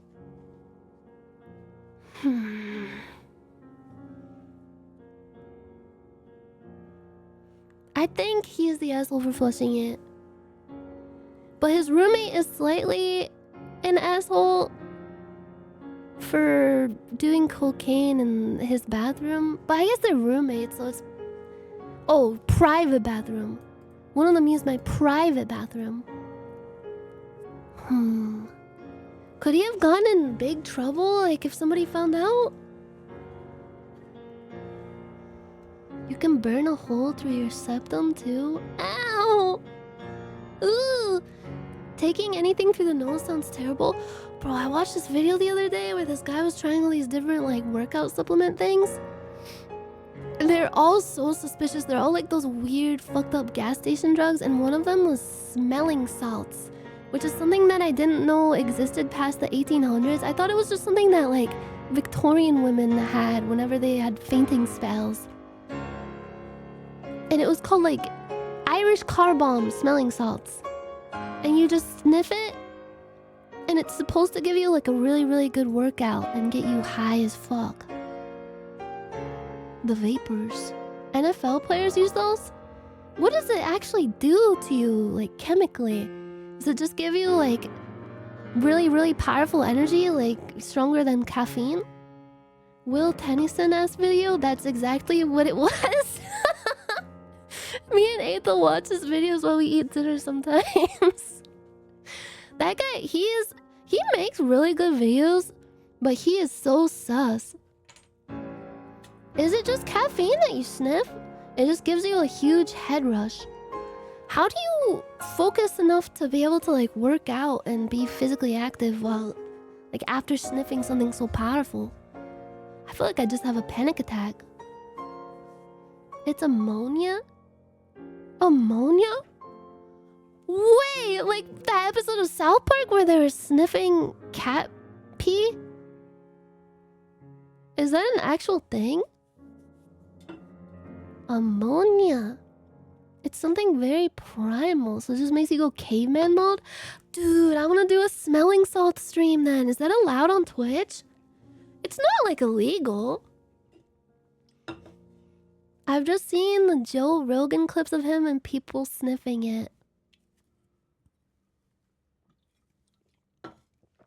Ammonia. Do galaxy gas on stream. Oh god. Ammonia is more noticeable when the piss is rotting. They used to give it to football players who got concussed. Oh. Does it help their brain regain normal function? Just like shock the system? It's not even a drug, it's just a super strong smell. So theoretically, you could just smell anything that smells really, really bad and really, really strong. And it can give you like a shock and make you more alert and more focused. And have like optimal performance in anything. So should I just like have a piece of shit on my desk and just while I'm playing a game that has a puzzle in it? I actually kind of do that. I have this like... Where is it? I alternate between using this stick that's for like motion sickness and it smells like really strong menthol. You just go like... It feels good. Or I just spray perfume on myself intermittently to wake myself up. The theory is you start taking big breaths so it wakes you up and gives you energy. Oh. So you could just replicate the entire experience by just breathing in really deeply. Like... I need cat piss.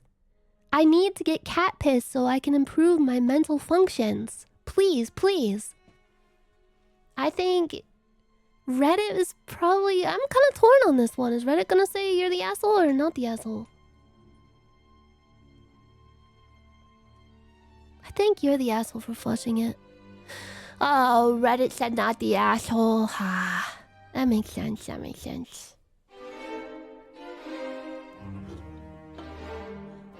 Narc Central. Reddit is straight edge. Reddit has a justice boner. That's true. I forgot about that. Ah, man, like, don't get me wrong. I think cocaine seems kind of lame. I personally would never want to do it. But Reddit really does have a stick up their butt for anything about drugs. Oh, heckin' druggerinos. Am I the asshole for declining someone's request to go ahead of me in line? The drama! I was at the store yesterday and had about 60 items. The people behind me all had 3 or 4 items. I let the first couple of people go ahead of me because they had cash in hand and seemed like they were in a rush. Then a woman asked me if she could go ahead of me too. She had about 10 items and had a kid with her. I said no. She asked why did I let the other people go ahead, and I said I'm not letting everyone go ahead of me because I will never leave the store. Plus she was distracted with her annoying kid, her cell, and anything else that was shiny. I hate those people because they hold up the lines. This is another one of those posts where I can tell the person who wrote it has like a seed of darkness inside of them. What the fuck is going on with your life, bro? I get like people at grocery stores can be really annoying, but holy shit. She was distracted with her annoying kid, her cell, and anything else that was shiny because clearly this woman is a stupid bitch and is beneath me. I hate those people because they hold up the lines. I mean, 10 items not that much. Also, bro, you let like a bunch of people go ahead of you. So you might as well let that lady go. Like, you kind of put yourself into your own little pickle here. Because if you didn't want to wait too much, you should have just gone first instead of trying to be a white knight. You're the asshole. What? Okay, I'm not surprised. This person... Maybe the woman was annoying, but still... I think this person's annoying too. This dude just seems unpleasant. Very, very unpleasant. Here, let's see what Reddit has to say. Not the asshole. She seems entitled. Just because you did a nice thing for someone doesn't mean you have to do it for anyone else. He said he let the first couple of people go ahead of him. Isn't that kind of awkward to... like, let people go and then immediately not let the next person go? I mean, I guess it gets to a point where, like, he's gonna be stuck there forever letting people go ahead of him. But, like, why let people go, that many people go ahead of you in the first place? You're just creating an awkward scenario for yourself at that point.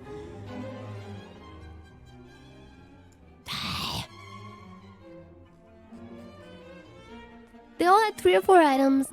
The lady with the kid had 10 items. Which isn't really that much more. This guy just seems like a bozo, I'm not gonna lie. I was wrong on every single one. Ooh, what is this one? Am I the asshole for deliberately catching a person in a harmless lie in order to embarrass them? I know this girl who tends to exaggerate a lot of things. I was getting sick of it, so when she claimed that she has a black belt in karate and still regularly practices karate at a high level, I took the opportunity to catch her in a lie.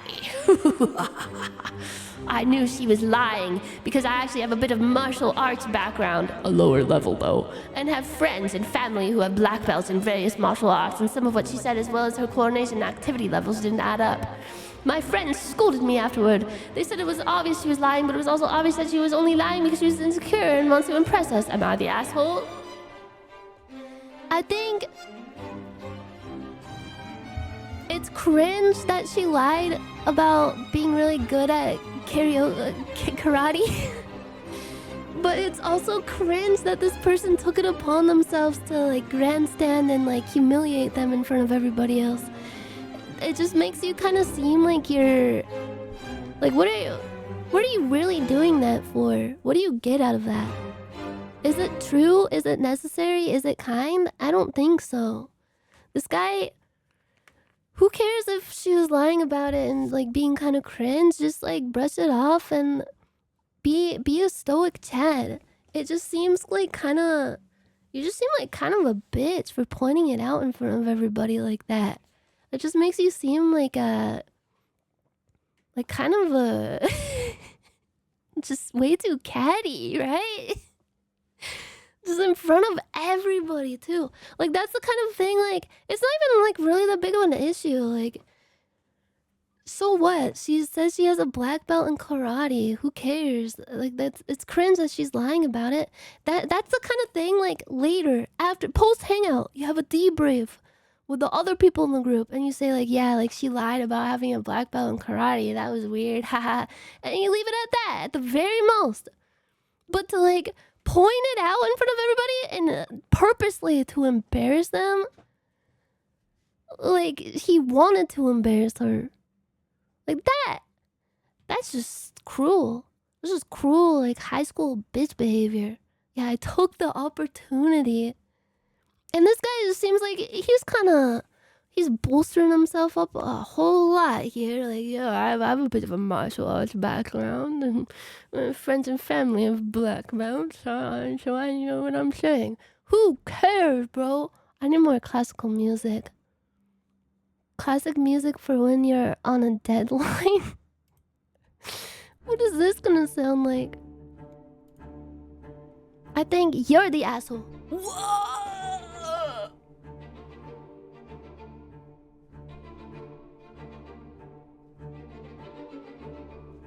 What?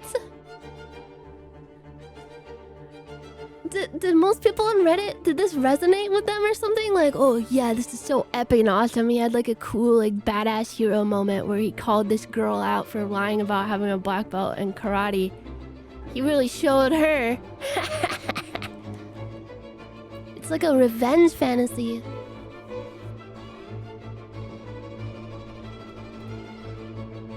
What are they saying?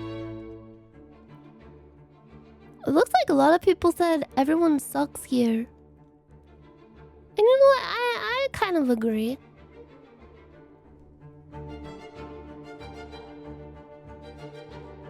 A lot of people say not the asshole. Oh.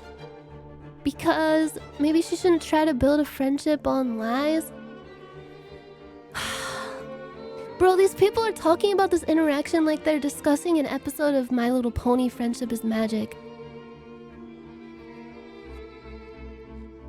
Sometimes you're gonna hang out with people and they're cringe.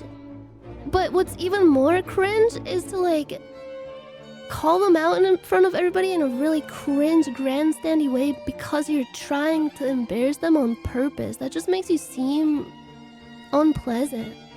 It just makes you seem gross.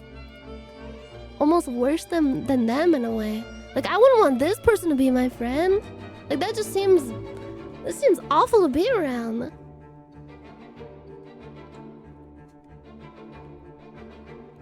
Yeah, those are her demons to face. Like, who cares? At the end of the day, there's worse things to lie about, I think. I know, maybe she is just trying really, really hard to impress them. And that would be kind of tough, like if they did fall for it and they're like, wow, like I really want to be friends with this girl because she's a black belt in karate. But they all know she's lying anyway, so like, I don't know. This is weird. She probably has super anxiety. Yeah, maybe she's like a secret vigilante hero with super anxiety. It will matter if they get attacked by ninjas? That is a good point, actually. What the fuck? She's leaving them open to vulnerabilities. Cause now, like, they're assuming, like, oh man, like, are we safe? Are we chill to go out tonight as a group? Like, what if we get ambushed? Oh no, it's okay. Katie's a black belt in karate. She's got us. She'll protect us. Then what happens if they ambush? And then it turns out, oh guys, I was lying this whole time. I'm sorry. That's the sound of everyone's throat being slit by the ninjas.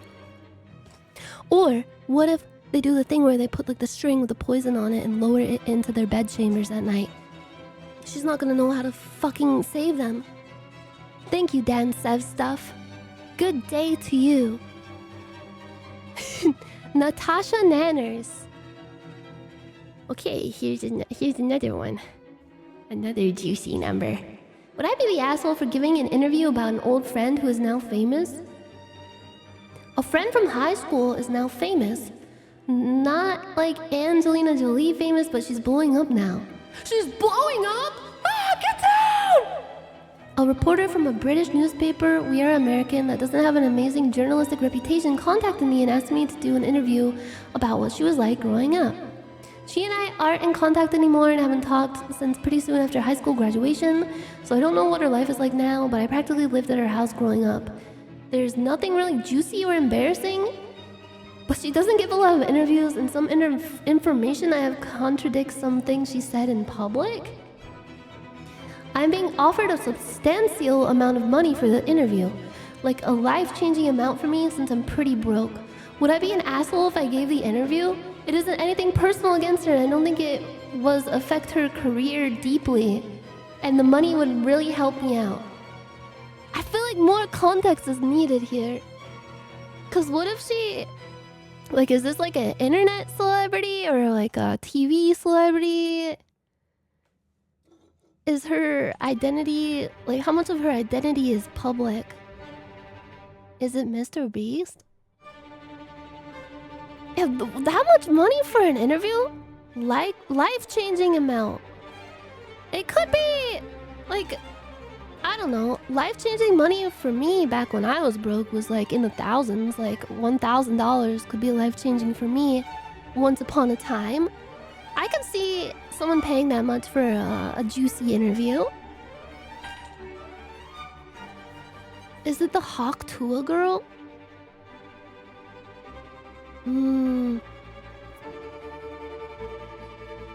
Yeah, they could just do the interview for the money and then just like make it really chill and not say anything that would be uncomfortable for the person in question. I think if it were me, I would just do the interview and be like, yeah, like I knew them in high school. They were great. They were so cool. Regardless of what I thought about them, I wouldn't say anything that would give away anything personal or anything that they wouldn't want to be public. And I just take the money and chill. I don't know. You're the asshole for considering enabling the vile British press. She's becoming a cog in the machine. Yeah, this whole thing depends on if they make the interview embarrassing. Yeah, there definitely needs to be more context. However, I do feel like because of the type of interview it is, like what it's about, the person doing the interview is definitely gonna lead into some more like juicier questions or try to get her to spill on something. And who knows? Might take some of her answers out of context or spin them in a way in the actual interview. Like paraphrase stuff in an unflattering way. Even if she says something that is chill about the person in question, it could be perverted. Yeah, they're not gonna pay that much money for if they don't get a scoop. So I'd say preemptively, you're the asshole. But it just depends. It really depends. What if the person... I guess they would say if the person they knew in high school was a bad person in some way, but honestly, most people were bad people when they were in school. Kids suck. In various ways. I was correct! Yes! Yeah, because there's no way the interviewer is just gonna let them get away with just normal answers. They're gonna try to spin it in a way. And it could create a situation. It could affect the person's career somehow. Whoa! I have a package delivery! It's very important! I have magnesium pills! Hold on 1 second.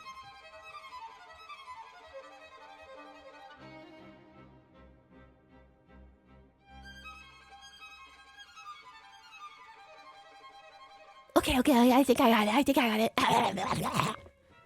I ran out of magnesium glycinate pills, and that's part of why I slept so terribly last night, because I take 3 magnesium glycinate pills every night before bed. And I have a very important delivery of them today. Okay, here's another juicy post. Am I the asshole for telling my 23M friend... okay, they're 23... Friend is 24. To fuck off when he made fun of me for being a virgin. My friend was talking to me. We were at lunch. We were with a group of friends, about 6, not including me or him. We're just laughing about funny past moments, and he starts making fun of me for not being interested in romance or sex for now. I'm a virgin. Everyone starts laughing, and I told him to fuck off, as he always does this and knows it annoys me. And that is weird of him to do. I used to laugh about it, but now it's just annoying. 2 guys sided with me while the other 4 girls sided with friend. They keep making fun of me and I leave and go to my car and drive home. I just went about normally and take a nap that afternoon to find texts about it. I screenshotted the text and they got mad at me? Wait, for screenshotting the texts? This was 4 days ago and we still aren't speaking. Oh. Yeah, that is just weird. It's weird in general to care about what, like, anyone's sex status is. Like, I don't give a fuck about any of that with, like, friends and stuff. Like, that's just weird. It's weird to, like, make it a thing and, like, make fun of someone in front of everybody else over that. But this is probably this might be one of those Reddit creative writing exercise posts. You never know. But sometimes people really are that awful, you know?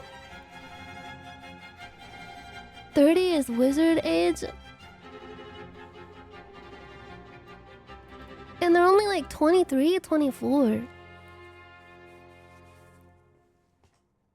I think this guy needs to find better friends. I can imagine some of the top posts on the Reddit right now. It's like, bzz, not the asshole. Sounds like you need to find yourself a better group of friends.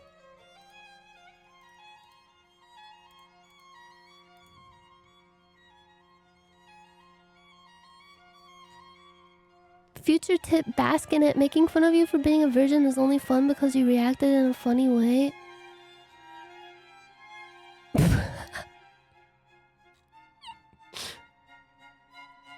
Yeah, it's none of their damn business. None of their dang old business. Okay, one more quick play. Would I be the asshole if I didn't tell anyone about my marriage?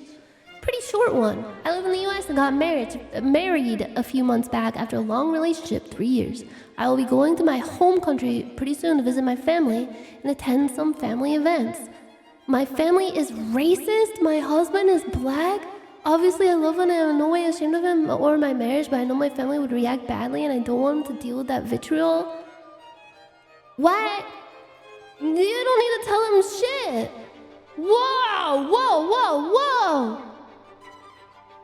Wait, why is hits just in parentheses? Bro, her family sounds awful. Yeah, protect your bees.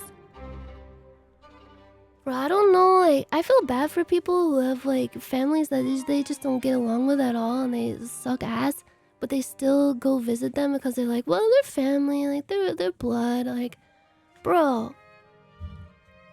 I feel like you gotta apply the How I Met Your Mother Lemon rule with family too. Like, if your family sucks, I don't feel like you need to have like a obligation to be around them, man. Like, you can find a better family. You don't have to be related to them by blood. Just get a better family somewhere else. Fuck them. Tell them to suck your balls. What? They said you're the asshole?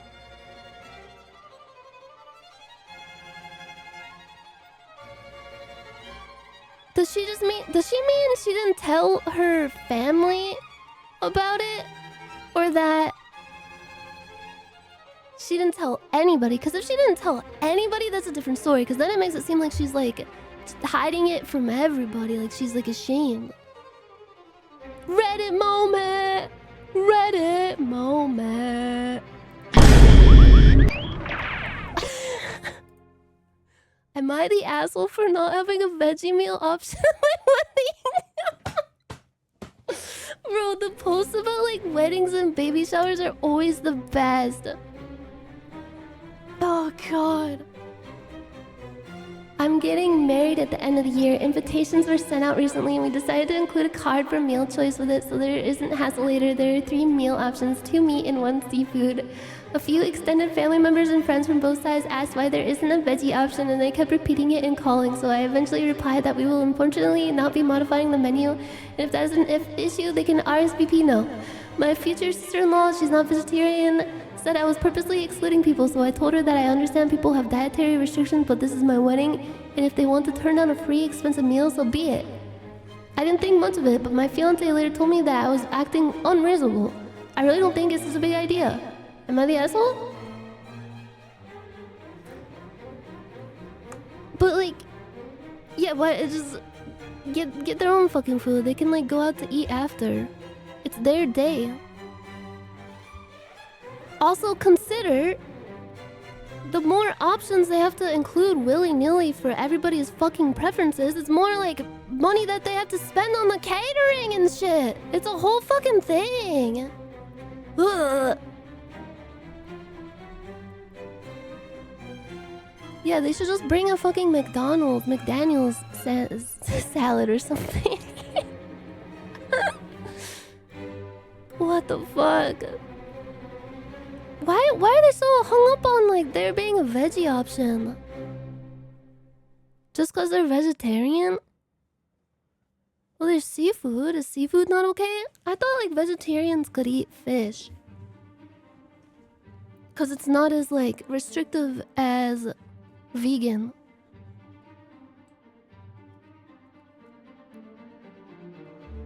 Yeah, I want to have the food that I want.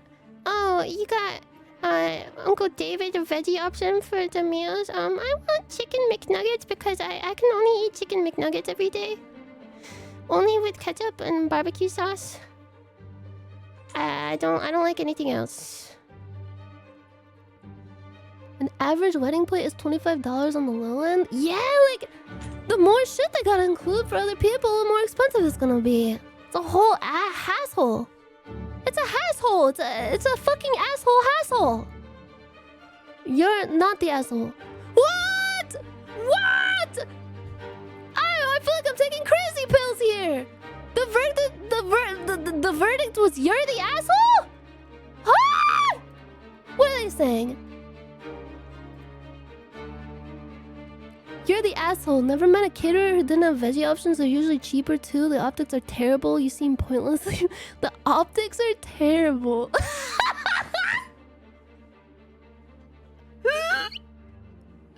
Bro. The optics are terrible at their own fucking wedding. This is about the food that they're serving at their wedding. The optics are terrible. What the fuck? Exactly. You could replace the seafood, which stinks anyway, or one of the Nyanners with the veggies option and probably save some money. You're the asshole. Maybe they want to have meat and seafood because it's their celebration, bro. Think about the optics. What about all the vegetarian people? Don't the meat dishes probably have like a side of potatoes or something? I don't know.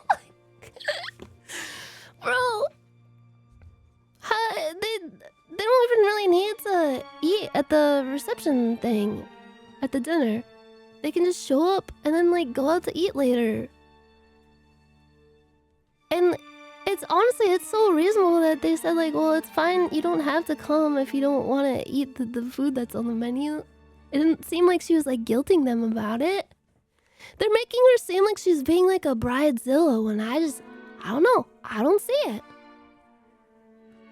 I don't see it. Bro, fuck off, eat some grass. I mean, I don't think all vegetarians should fuck off, but still, it's just seems kind of entitled to expect someone to like.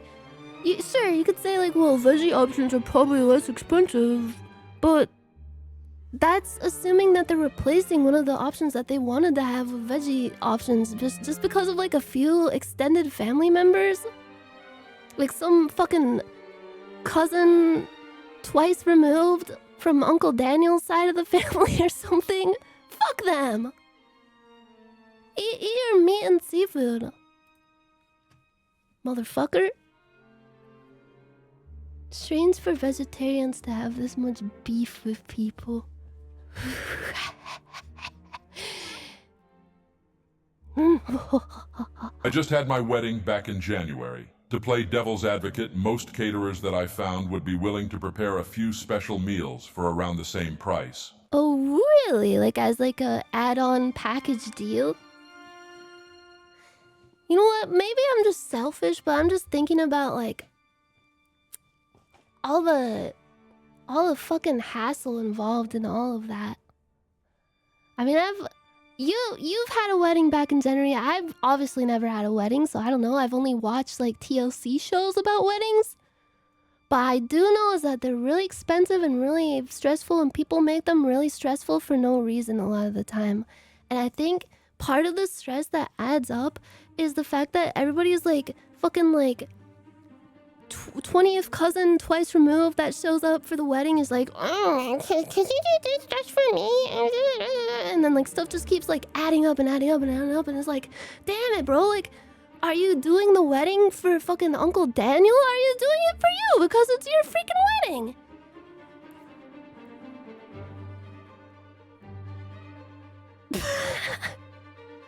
Lettuce. Okay, here's what they should do. They should put like a salad bar in or like a trough, like a pig trough filled with like lettuce and celery and carrots and stuff.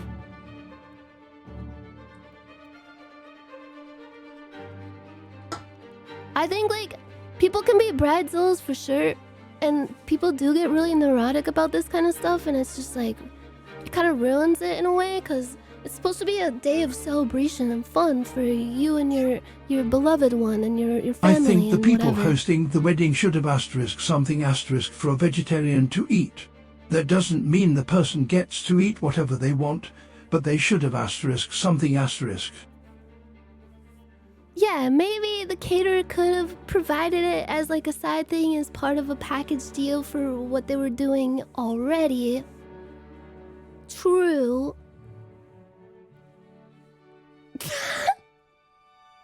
Options: Wagyu steak, seafood platter, single lettuce leaf. There's veggie options. Yeah, like that. Here's some rice, Uncle David. I think your viewing of reality shows is affecting your opinion. Yeah, probably. Yeah, it's true. I don't know anything about the world or about life or anything. I should have the option to eat a vegetarian? I mean, it'd be very fibrous. I think, like anything, there's a nuance. I think, obviously, yeah, some people are too entitled and it complicates things when it should be their day and they should be able to have what they want to have without having to, like, literally cater to, like, a bunch of different wants and needs from a million different family members. That just sounds kind of like overcomplicating it and annoying. But then again, I'm selfish, so I'm just seeing it in that lens. But also, yeah, maybe they are being like too, like they're not being flexible enough to accommodate their family members when it's probably like not that hard. It's probably like not that much more expensive to add in some vegetarian options, maybe. Here's my main problem. I think it's not really my viewing of reality TV shows, because I've been to a bunch of weddings in real life. Like, I've known friends and family that have planned weddings, so I know how stressful it can be. It can be a really involved process. Sometimes they overcomplicate it, I think, personally. But also, I just can't really... Most of my family members have died, so I don't really have a very big family. Wait.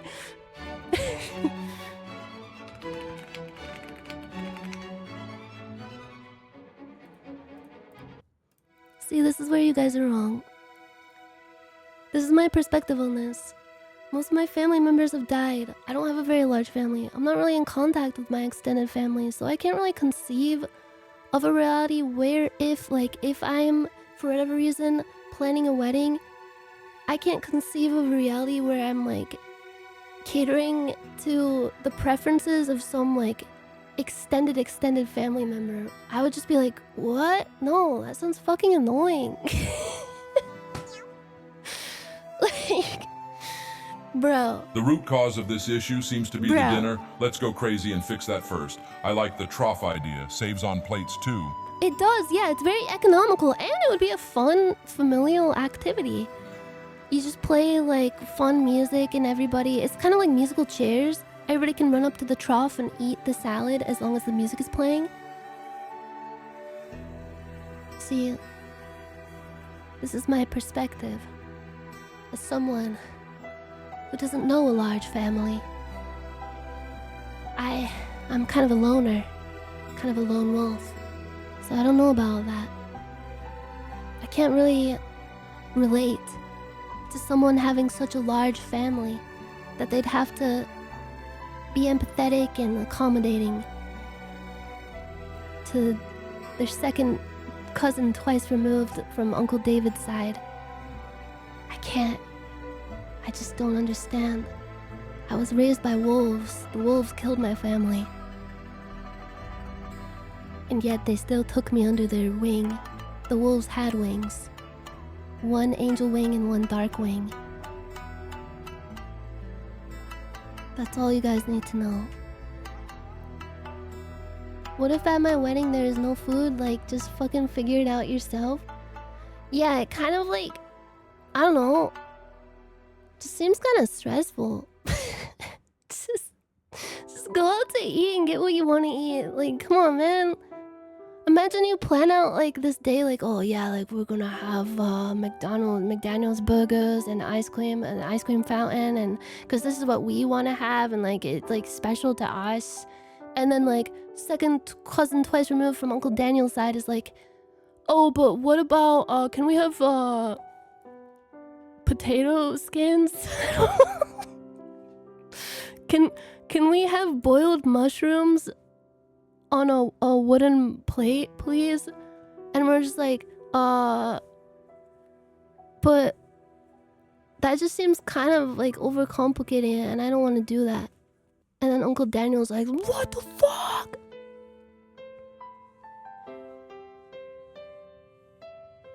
Wait, potato skins with the nice cheese on them? Oh. Yeah, I think these people should make their extended... What the fuck? I did not read...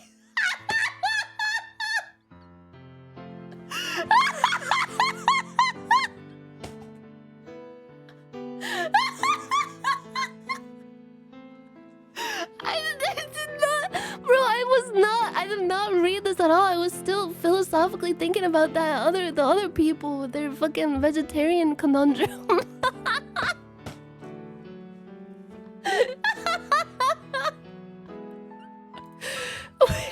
Let's play it from the top. Am I the asshole for giving a 3-year-old beer? Yeah, it sounds bad, but it was really an innocent thing. I was at a cookout with my wife's family, and I just opened up a cold one. My wife's 3-year-old niece asked me what I was drinking, and I told her it was beer.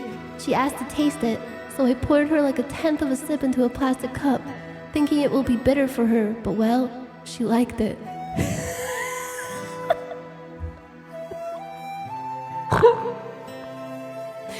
She wanted more, and I told her it was a grown-up drink, but it was too late. She ran around demanding to drink more beer for the entire cookout. She wouldn't eat anything, just demanded beer, and they had to put her in a timeout. Anyway, the in-laws are mad now, and the wife isn't happy. So am I the asshole?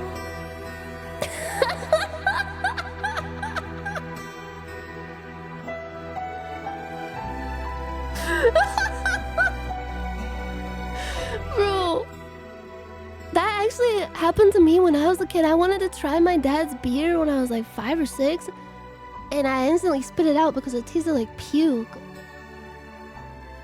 I don't think you should be giving a 3-year-old beer. Not even a 1/10 of a sip. This is the most Larry David situation I've ever heard. Yeah, it is like a fucking episode of Curb Your Enthusiasm. I can hear the music. Hey, I just poured her a 10 sip. I thought she was gonna think it tasted bad. Most common dad event. Yeah, that seems like a scripted dad event, doesn't it? The other one is like going into the bathroom after your dad took a really bad shit. And it's like humid in there. I think he's the asshole. I don't think a little tiny sip of beer is gonna kill the 3-year-old, but still.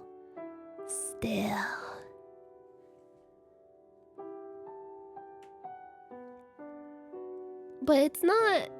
I don't know. Is it that big of a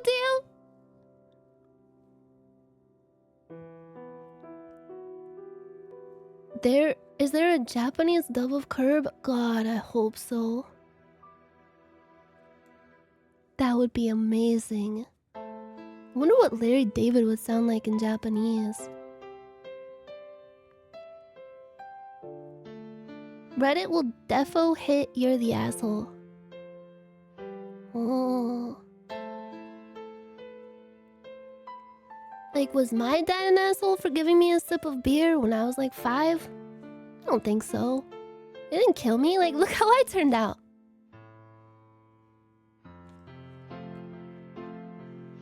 Does being dumb make you an asshole?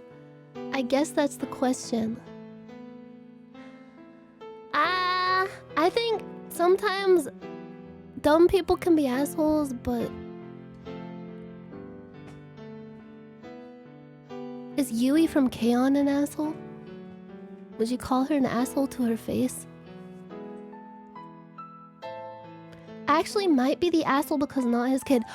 Yeah! That kind of makes it more into asshole territory. Because, like, my dad giving me beer when I was 5, like, whatever. Like, he's my dad. He can give me beer when I'm 5. But this is, like, his wife's 3-year-old niece? I'd say you're the asshole. Yeah. Well, that was a rousing round of philosophy. Reddit philosophy. Don't eat the yellows now. I'm ready. Okay, so we got cheesy bacon fries or a meatball sandwich with a packet of crisps.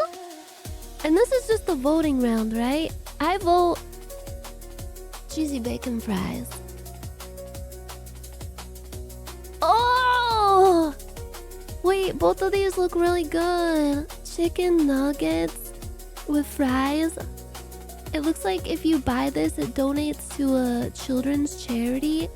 And then we have a sharing box, 2 burgers. These are really tiny. 2 burgers, 2 pies, chicken strips, cheese bites, mozzarella strips, 2 drinks, and a program? A program, like a computer program? Oh. Here you get... These look more like a chicken strip. 3 chicken strips and some fries. Or you get like a whole platter of a bunch of stuff to try. Cheese bites, mozzarella strips. 2 burgers, 2 pies, but they are very small. Look at the size of those dipping sauces comparatively. And you get 2 drinks though. This is all 20 pounds. What do you think? Is that worth it? This is 15 pounds, this is 20 pounds. I'd say for the money, this is more of a value, right? The right one? Yeah, the variety seems fun. Comes with a drink. You get sauces. Yay! Yay! A chicken schnitzel sandwich. Ooh, with potato pies? Wait, are those what they call tater tots? Chicken schnitzel sandwich. Or a pizza with 1/2 pepperoni, 1/2 just cheese. Is it true people are biased against pizza on Scramble? Yeah, the pizza looks very greasy. It could do with a heavy degreasing. Chicken schnitzel sandwich sounds so good. What?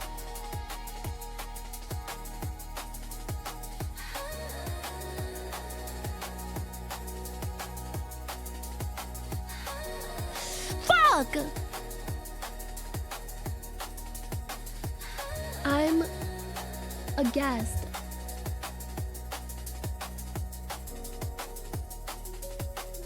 This is a very fleshy hot dog and loaded messy fries. Ooh, messy fries. It's gonna make a big mess. Get all rowdy eating this. What is that, like bacon bits? Jalapenos? Some kind of sauce? Cheese? For £4.50? And this is just a plain, sad hot dog. Looks flesh colored, even the bun. If you squint. Oh, yeah. Oh, yeah. Yeah, it looks like somebody stabbed it with a fork or something. Only 9.7% chose the hot dog. Steak and ale pie with mashed mushy peas and gravy. Pie, roast potatoes, and gravy. Ooh, 2 pies. Both alike in dignity. But this one's the same price, but it comes with mashed mushy peas and gravy. So I guess like you get more potatoes. This one just has like a few sad roast potatoes. This one comes with the mushy peas. A lot of people like the mushy peas, I guess. I suppose. Left has more, but right, despite the sad smattering of the potatoes, look at that. There's like 1, 2, 3, 4, only 5 little potato wedges there. It's just sad. I like the look of the gravy on the right one, don't you? And the pie. The pie is baked really well. Has a cute little crust. Looks perfectly puffy. It looks like it was perfectly prepared. The presentation of the right one is the best. The picture is exceptional. The gravy looks really shiny, shimmering. And I honestly kind of like the gravy dripping on the side right there. It's kind of nice. The first pie is upside down for some reason. Oh, maybe that's how they delved into it. To really get in there. Oh. Left or right? Left or right? People tend to prefer the mushy peas, don't they? And you know, this one has a really nice looking mashed potatoes. This one only has like the sad wedge potatoes. I feel like left might be the better deal. More food, right? More content, no? 69.8%. We got Philly cheesesteak or vegan bratwurst with kimchi. Ugh. I don't know about that. Vegan bratwurst with kimchi. Maybe the flavors mingle very nicely. You never know. I can't really imagine eating kimchi with a bratwurst though. I guess would it be similar to like a bratwurst? They really need to do something about vegan meat coming out all pale. Yeah, I know. It makes it look sickly and just off. Couldn't they just put like dump like a really dark sauce on it while they bake it or cook it? Maybe like a bunch of Worcestershire sauce. It would give it a more umami depth of flavor too.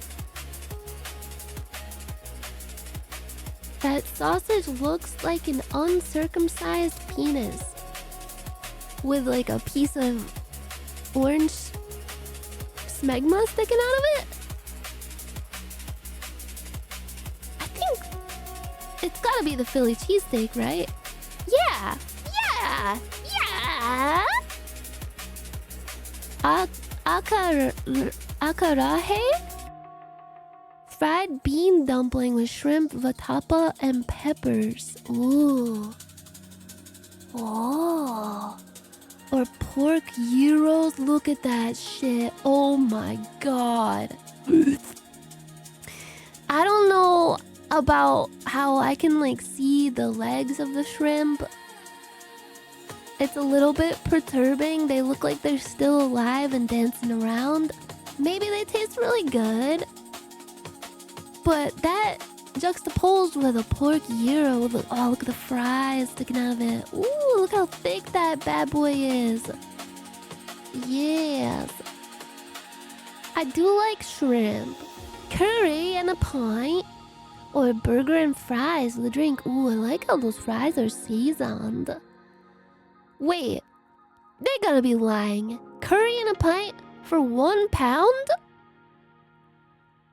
Versus burger and fries with a drink for £10. No way. No way.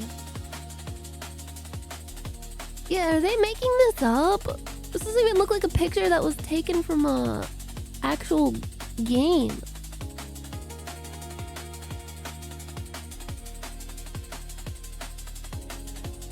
Fake price, or it was in 1990. I'm gonna get 10 pounds after eating that. Oh yeah, I'm rubbing my belly just thinking about it. I like that the burger looks like it has some kind of like gravy kind of sauce on it, like an A1. Ooh. This is actually tough. Because the burger does look really nice. It is pretty expensive, but you get a drink with it. Curry and a pint though. This picture just looks sus. Like it looks like they ripped it off Google Images. It's all blurry. Curry for £1. What do you guys think? This decision is about pure value. Okay, I guess you just gotta go with one pound curry and a pint. Wow.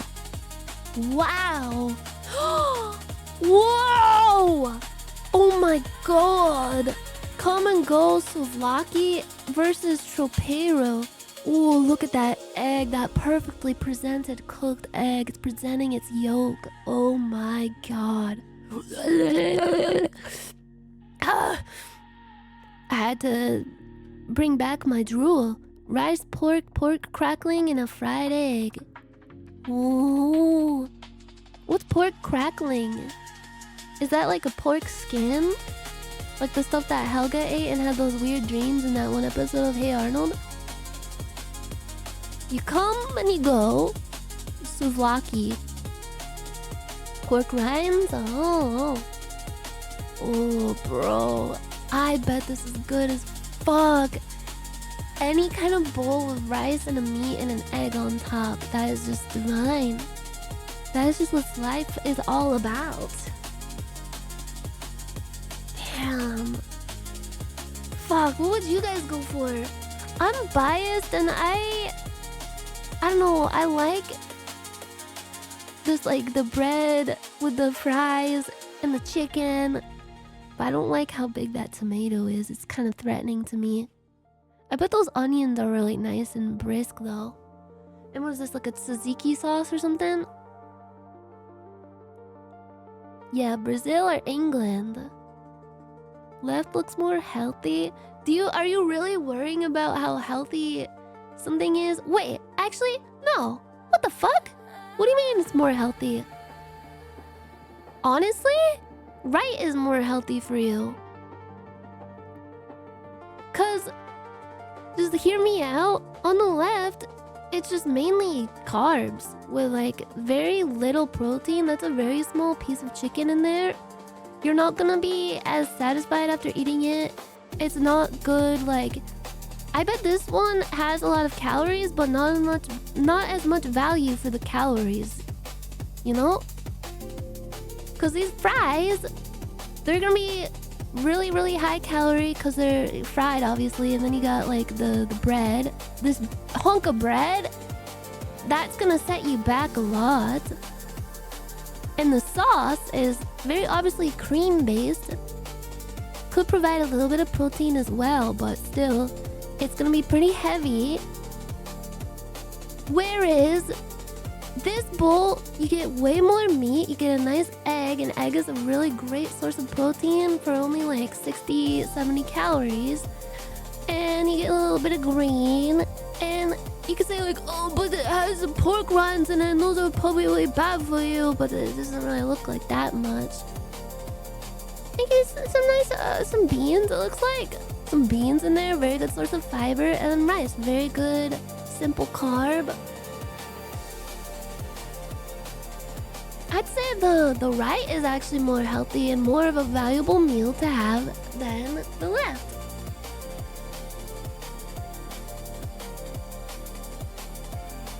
Oh yeah, and it's only 3 pounds! What? I mean, they both look good, don't get me wrong. Air pie? Does that mean there's nothing in it?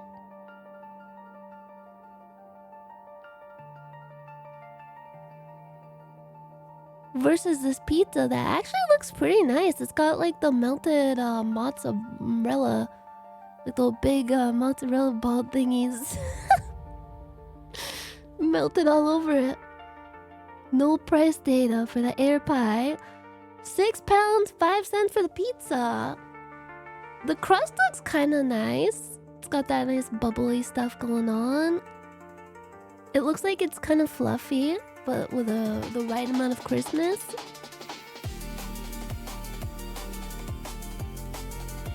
Air pie sounds like a euphemism for a fart. Oh, I love Grandma's fresh air pies. She's been cooking them up for me. Grandma's air pies just for me, for Meow Me. I guess you gotta go pizza on this one, right? Because this pie just looks kind of sad, doesn't it?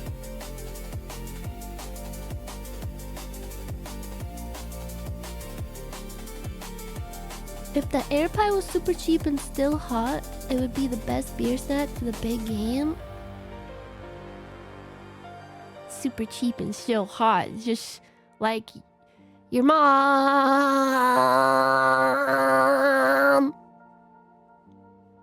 If it isn't pizza, the rest of the world is uncivilized. Well, pizza won in a previous round, and I was aghast because of it.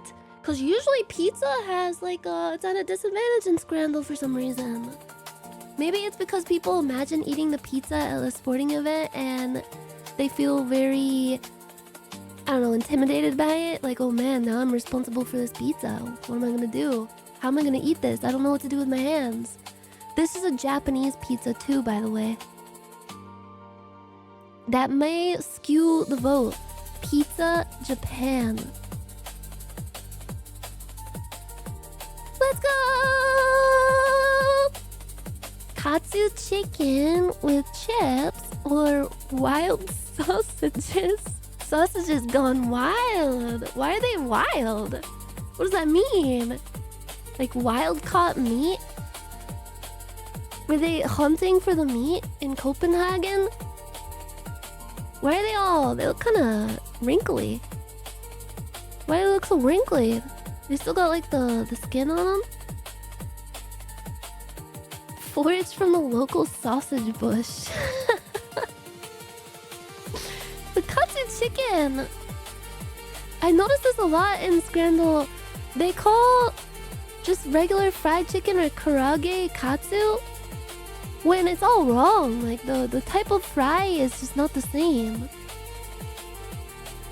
It just looks like regular fried chicken, and it's fried way too much too. It's fried too harshly. It looks kind of shriveled up. Not very juicy. Kind of looks like it would cut your mouth up when you bite into it. And the wild sausages, they look very weird, dimly lit, kind of mysterious. They look like they're still alive and moving around. They're like all bubbly. They do look a little inviting. They're probably really warm and toasty. Damn, this is a tough one. Katsu chicken, $7.75. Wild sausages for £5. Do you think most people go with the katsu chicken even though it looks kinda bad? Simply because it's got chips and it's a little more appetizing looking than the weird sausages? Nobody's getting that sausage.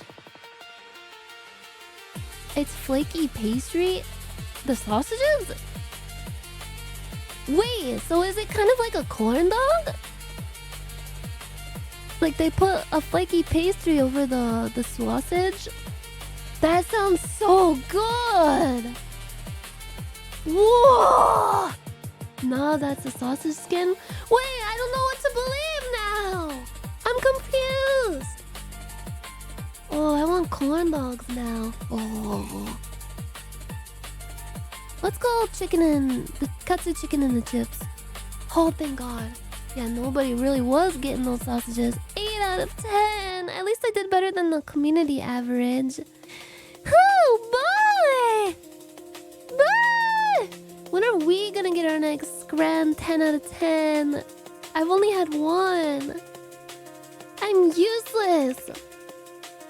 Let's do a time guess, a cheeky time guesser. Let's do our daily time guesser, shall we? Okay, this looks like it's in the Middle East, maybe? Or maybe... Wait, are these like soldiers? What is that type of hat? You ever have a corn dog soggy with oil and the digestion feels like a Diddy party? Wait, is that... What kind of bread is that? Is that like naan bread?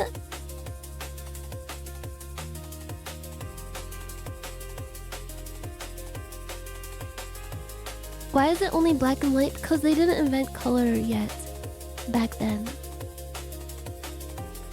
Maybe India. Although this style of like headwear reminds me of like Middle Eastern, like this kind of deal. The time period definitely looks like 40s, 50s.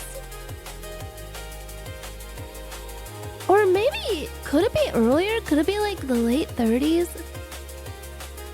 Just look at the camera quality. Camera quality looks really, really old. Pretty sure it's Algeria. Oh yeah, could it be like North Africa? I don't know much about Algeria or Morocco, but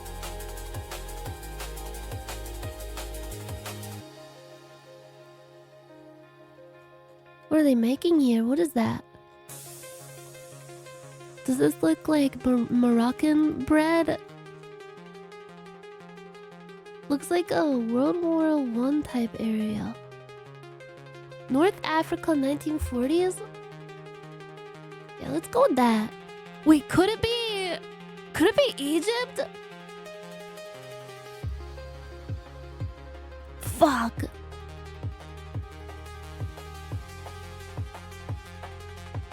Could it be Tunisia?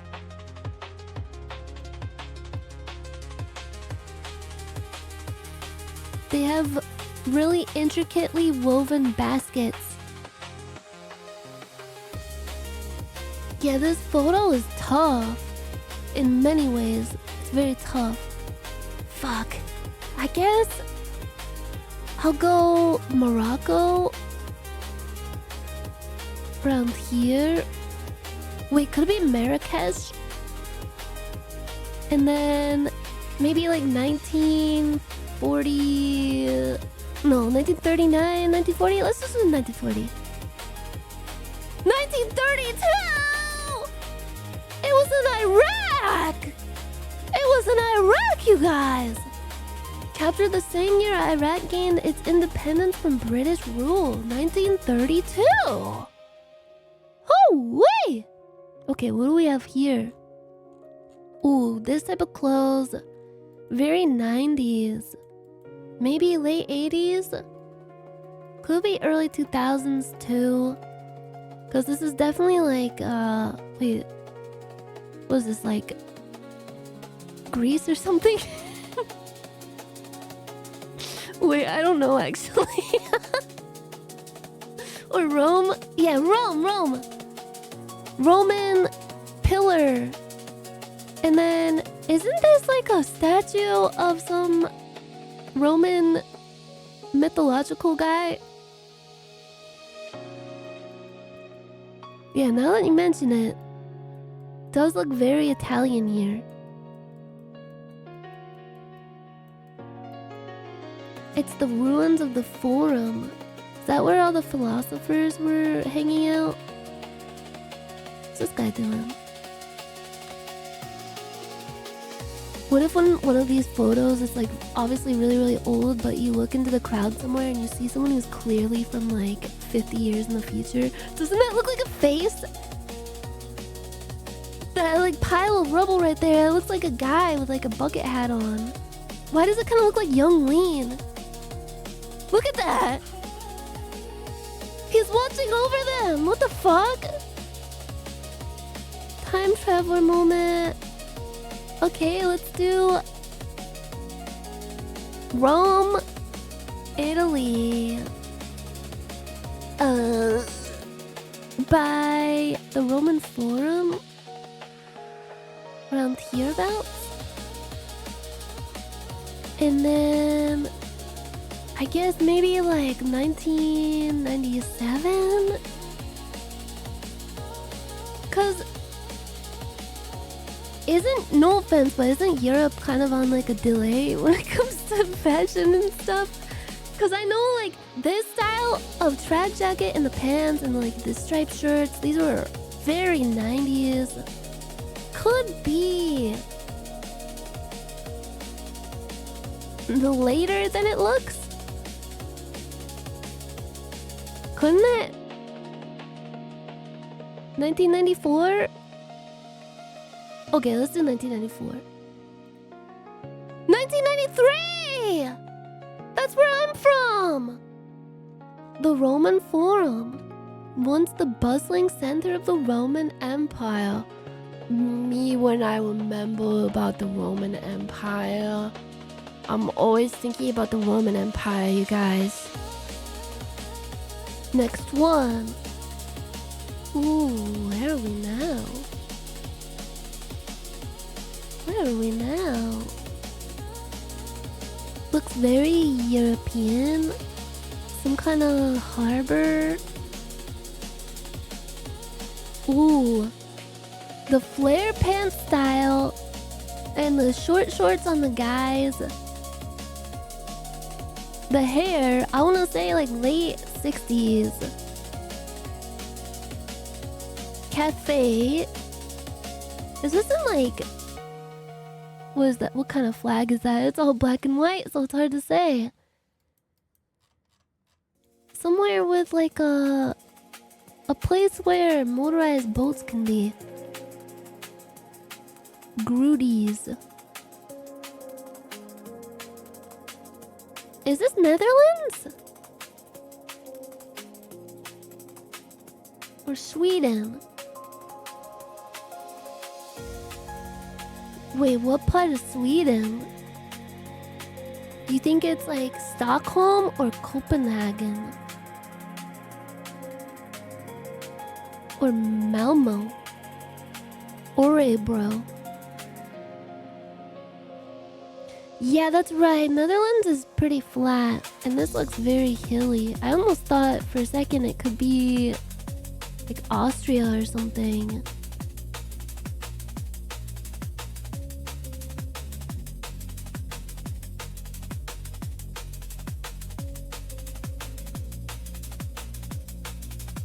Monaco? Could it be Monaco? Flag clearly Norwegian. How do you know? It's black and white, bro. Melka. I mean, the language seems kind of Nordic or like, hereabouts, Norway, Sweden-ish. Let's do Stockholm. Cause look at all this water here. It's probably by some,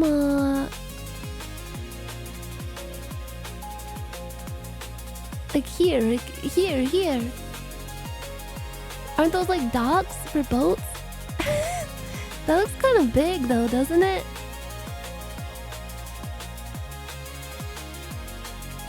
I think Norway?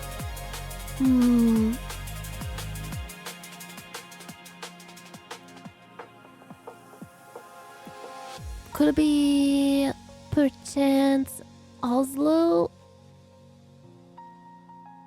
There's a marina right here. And this looks like that kind of street. It's got like stores and stuff on it. Let's try this. And I want to say, I think it's like 1965, 66, 67? 73! Oh, it was in Arendal, Norway during the early 70s. Fuck. Shit. Damn. Shit, bro. Okay. Steve's Steaks. Bean Cafe, Chinese restaurant. Is it South Philadelphia? It's the South Phila right there. Looks very East Coast. Dudes Boutique. Ooh, I wonder what time period. Wait, isn't that like a skater logo? Americash. 2000s cars. Cell phones, movies, electronics, Japanese salad bar. Yeah, that sign looks like it says South Philadelphia. I wonder what kind of time period this is. It's kind of hard to tell.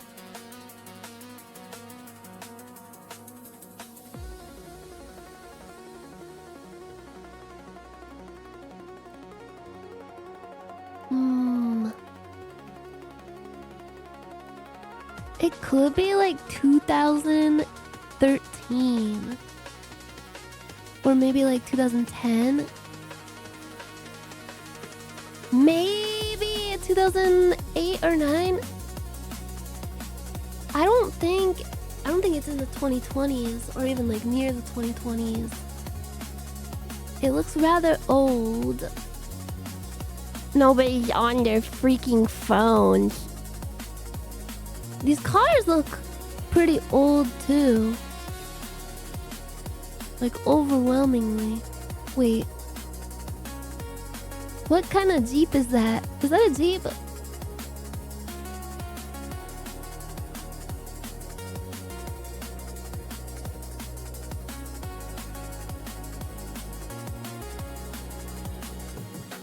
Huh. Steve's Steaks. Is this lady smoking a cigarette?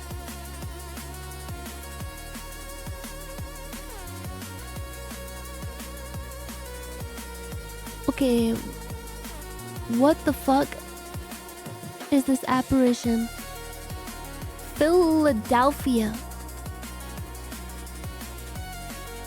South Philadelphia. Maybe around here?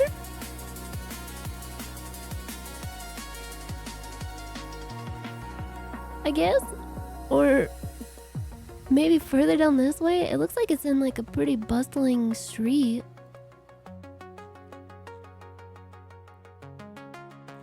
Could it be down here or something? Or something. fucking creepy. Guess I'll go right here, past the river. And then maybe, what do you think? Like 2010?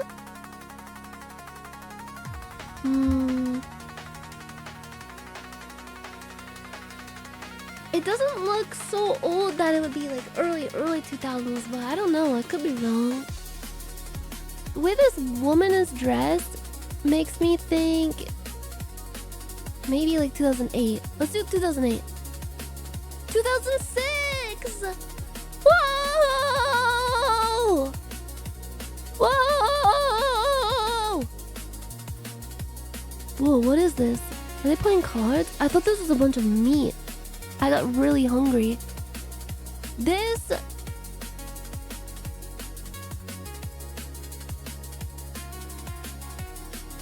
What flags are those? Is this Hong Kong? Yeah, it looked like a bunch of freshly cut lunch meat. They're all playing cards. Is this Beijing? Yeah, is this Tiananmen Square? Yeah, would this be in the 80s, late 80s, Beijing, 89?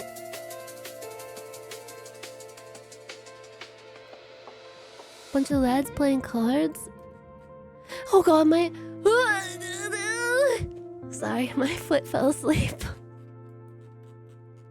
Okay, let's do Beijing. Whereabouts, right here?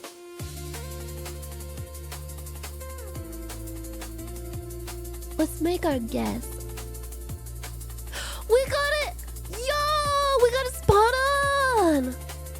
We got it spot on! But I was on the wrong side. What's our final score? Yo! We got a really high score this time. 40k out of 50k, that's pretty good. I'd say that's a pretty bang up job. Yeah, I love the old like 90s, late 80s tracksuit style. I'm glad those are kind of coming back into style. All the stuff that was popular when I was in middle school was coming back too. Like I keep seeing people wearing those like baby doll lacy shirts with jeans, or like the flared jeans, distressed jeans, low-rise stuff.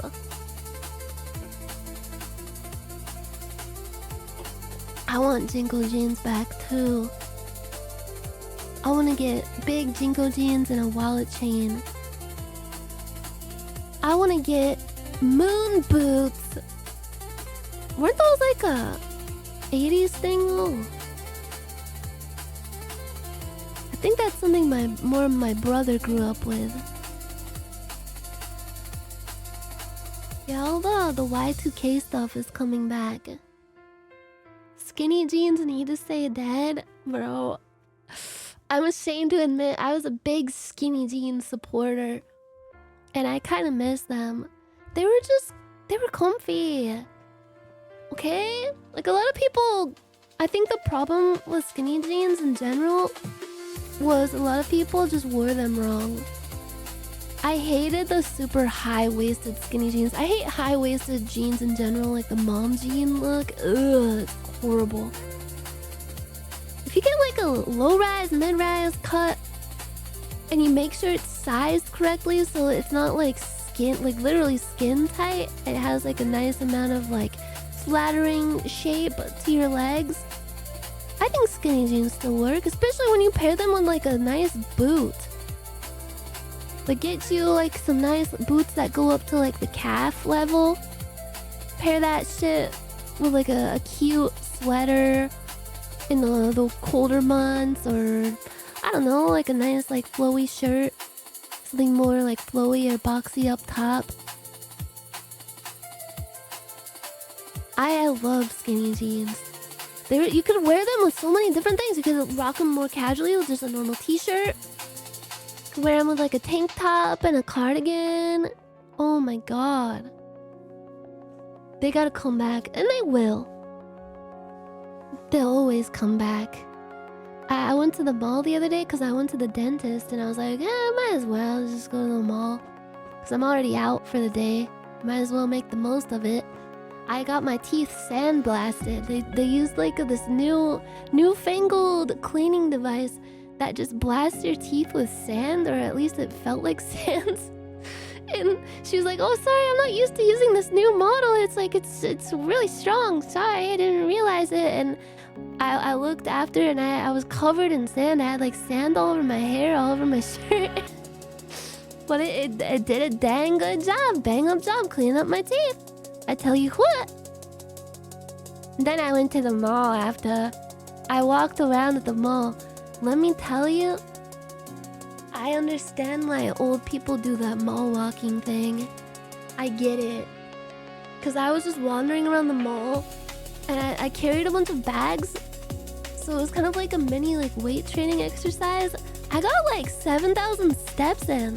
Just wandering around the mall. It's air conditioned. It's you get nice scenery. You get to like walk by each shop. You get to people watch. And you could say like, oh, you can do the same thing. Just go on a treadmill in an air-conditioned room. It's not the same. Going for a walk where you can actually like, you feel the distance that you're traveling and you can see the scenery pass by, it's different than being on a treadmill. Your brain knows the difference. I could walk for like 10 miles as long as it's exactly 60 degrees outside or less.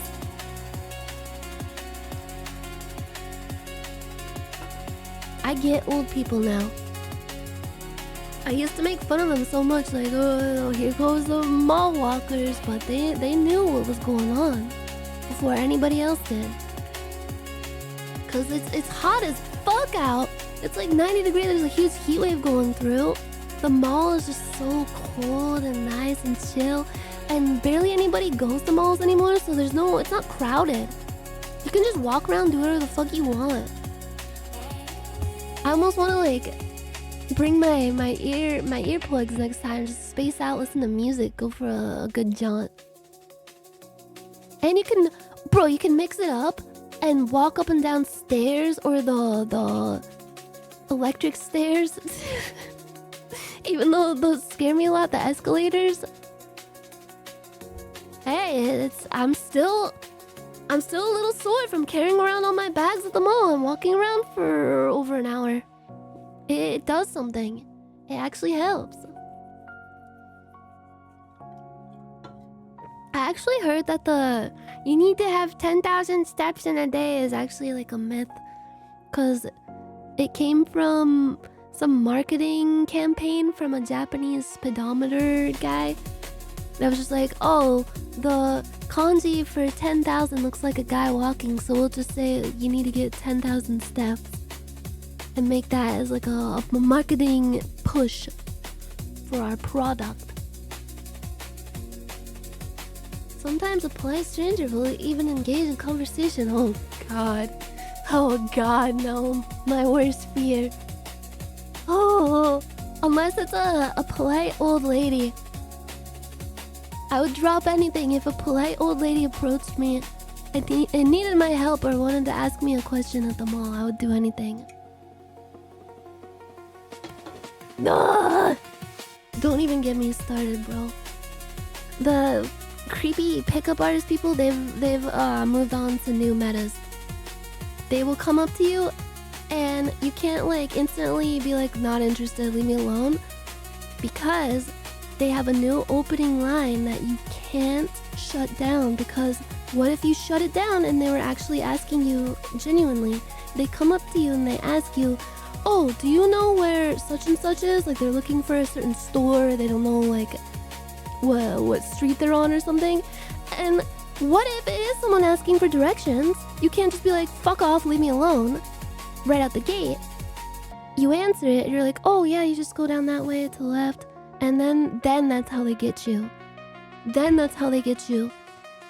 And then you're locked into the most awkward situation of your life and you're just like, I gotta go, my friend is waiting for me over there.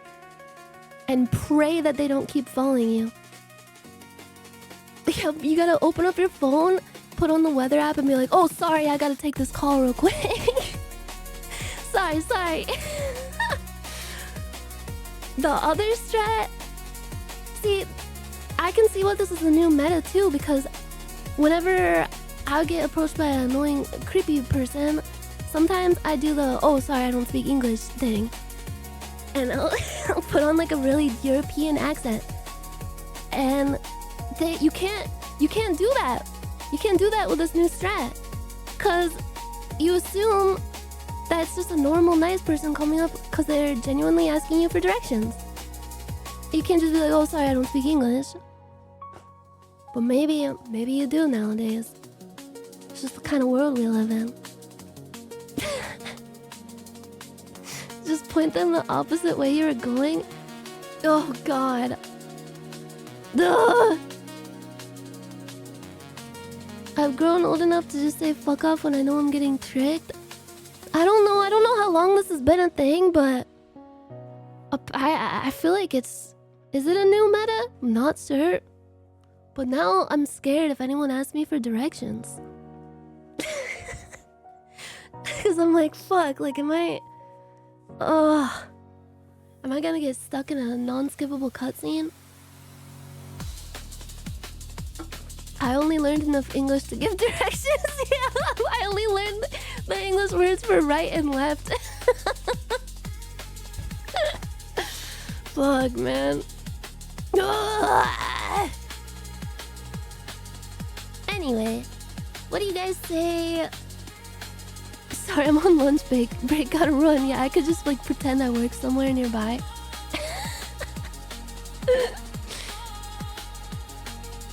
I mean, it is a lot easier when that happens when you're like out and about, as opposed to in an Uber and the Uber driver is the one doing it. Holy fuck!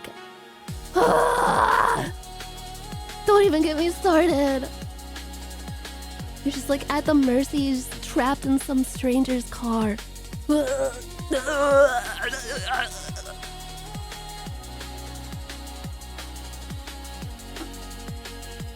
And there's the one time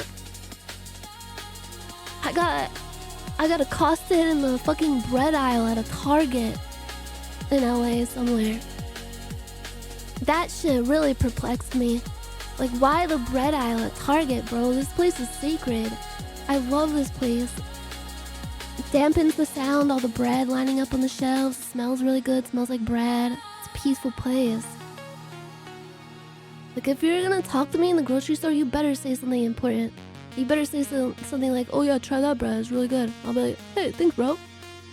And then we can be on our day. Be on with our day. But don't approach me about any creepy, dumb shit. In the bread aisle of all places. The fucking bread aisle! It was a travesty! That's the bread law! That's the law of bread!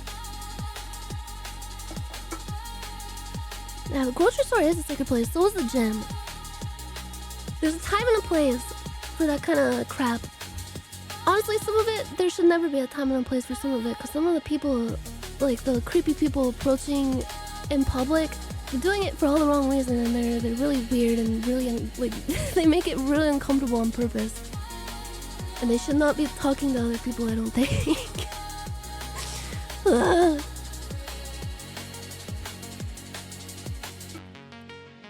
I don't understand, like, people who, like, hit on girls at the gym and stuff. Maybe that's worked for some people, but it's the gym. Like, we're all going there to, like, torture ourselves and have a good time, have a good workout. And it's like a little oasis where you can just, like, space out while you're doing your little jog, doing your little weightlifting.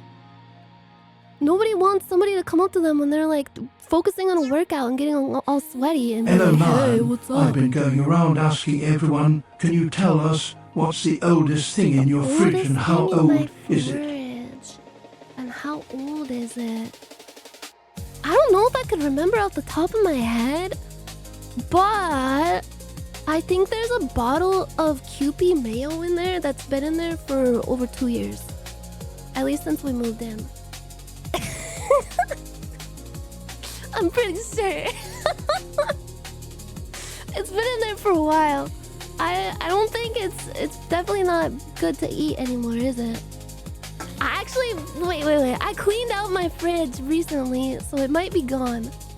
I cleaned it out. I cleaned out a lot of stuff in there. A lot of stuff.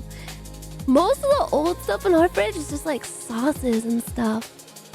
The kind of stuff like, yeah, condiments, you don't really even realize until you're like, oh shit, I really need some mustard to go with this crap that I'm eating, my slop bowl. And then you get the mustard out and you're like, oh fuck, it expired 6 months ago. Time to go to the store and get more mustard. Mustard! Remember that? Woo! Woo! Take a drink every time Nyanners doesn't know where she is.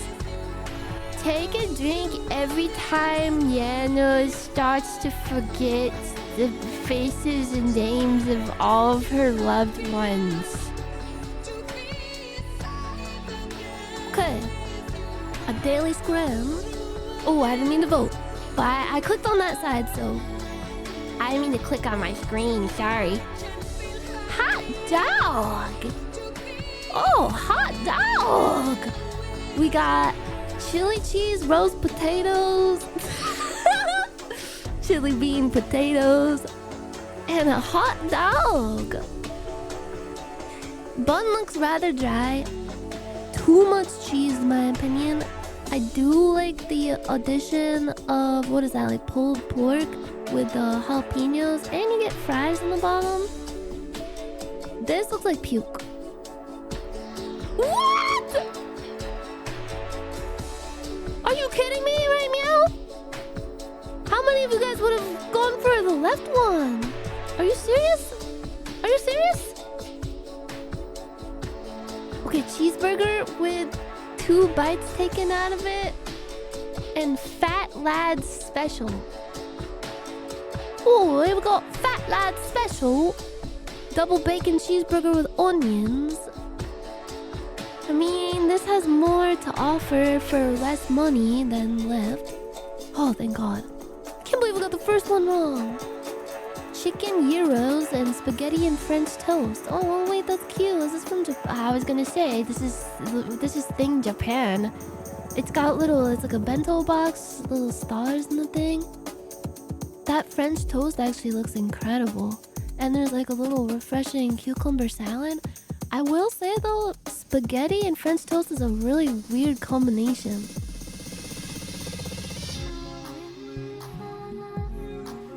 This is actually tough. Cause those chicken gyros look bustling to me.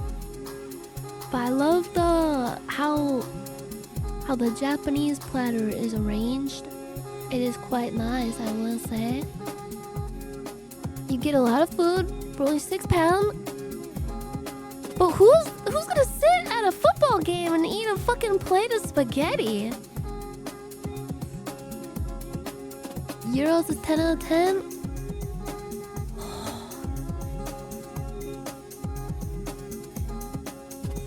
This is actually a nightmare mode tough. Jeff United. I guess the Euros. Oh, thank God. Meat and potato pie. That just looks like a flan. And a macaroni pie from Scotland. Oh, this comes with a drink. Oh, that looks piping hot. They got the glove on. Probably warms them up. Probably sticks to their ribs real nice. It's a very good picture. I love how the sauce on top is artfully glistening. And the nice depth of field. The lights are all, what's that called? Bokeh? Scomy? The macaroni is dry as fuck, guaranteed. It does look rather dry.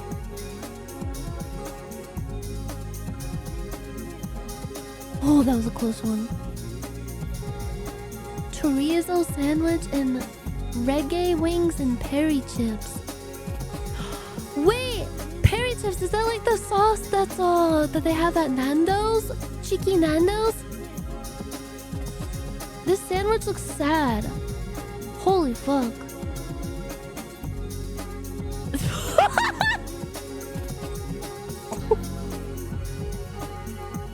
This fish.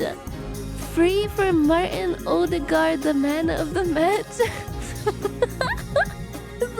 That fish looks fucking scary. What the hell? What is that? A barracuda?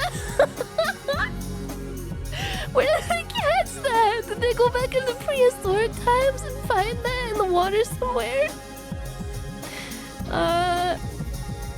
The bullpit beast looks very good. Nice smattering of sauce on those fries. What if most people voted for left because it's funny?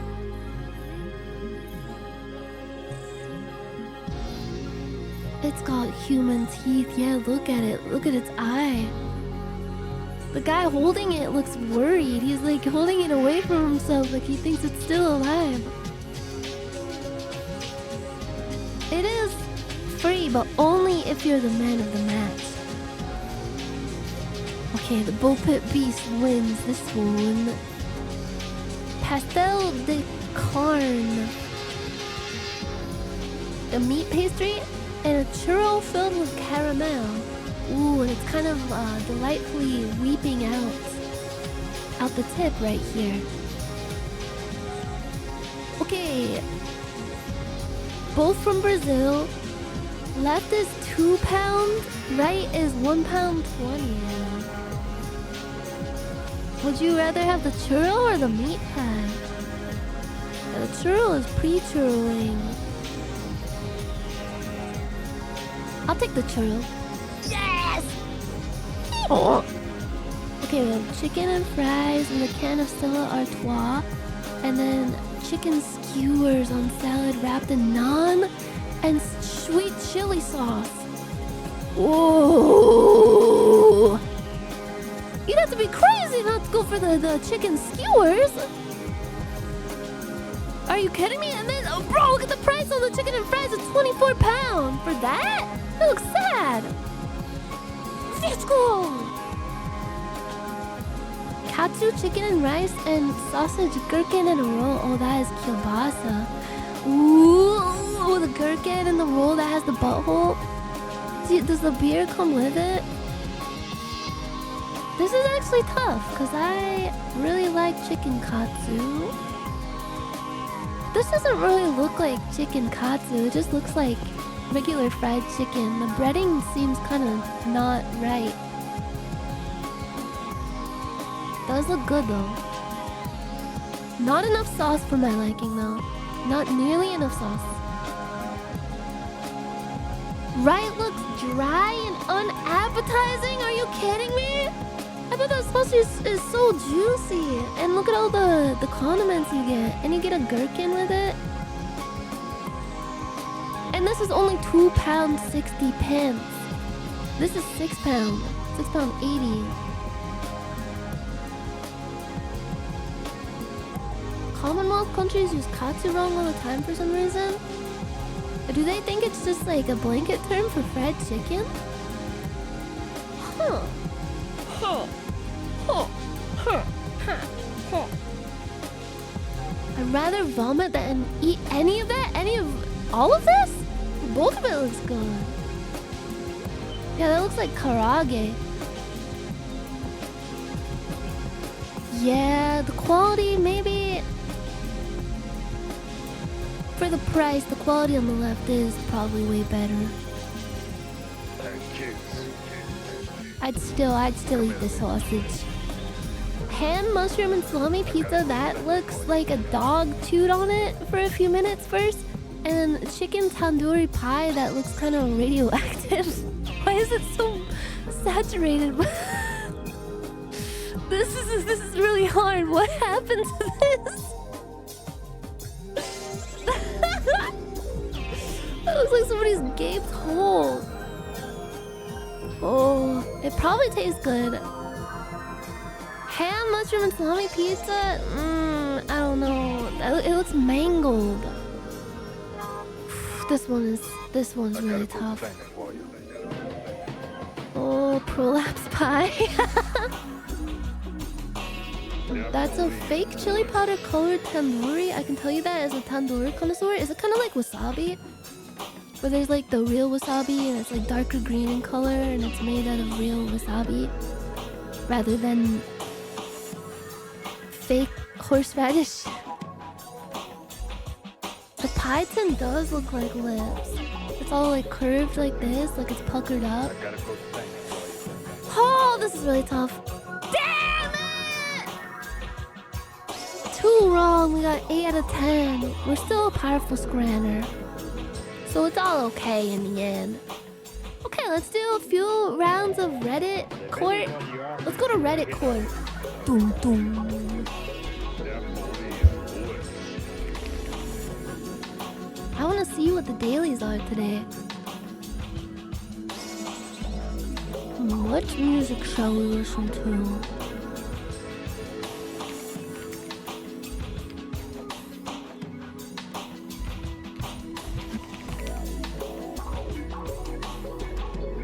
Law and Order full theme. You'd better turn it down unless you really want to get off. What did he just say? Okay. Boom, boom, boom, boom, boom. Welcome in to Reddit Court. We must decide the fate of Redditors from times long past. Decide whether they are an asshole or not. Number 1. Am I the asshole for grounding my daughter and not letting her see her mom this weekend? My daughter, who we can call M, is 12 years old. I have full custody. Her mother, who we can call A, left 10 years ago, but has recently gotten back in touch. She lives in a different state, so most communication has been phone, text, and email. However, she traveled to our state this week unannounced and wanted to spend time with M, which I was fine with. But I was not okay with A's plan to pull M out of school for a day. I told both A and M that I was not okay with M skipping a day of school. But yesterday, behind my back, A signed M out of school and the two spent the day together. When they finally got a home, I kind of blew up. I grounded M and told A to stay away.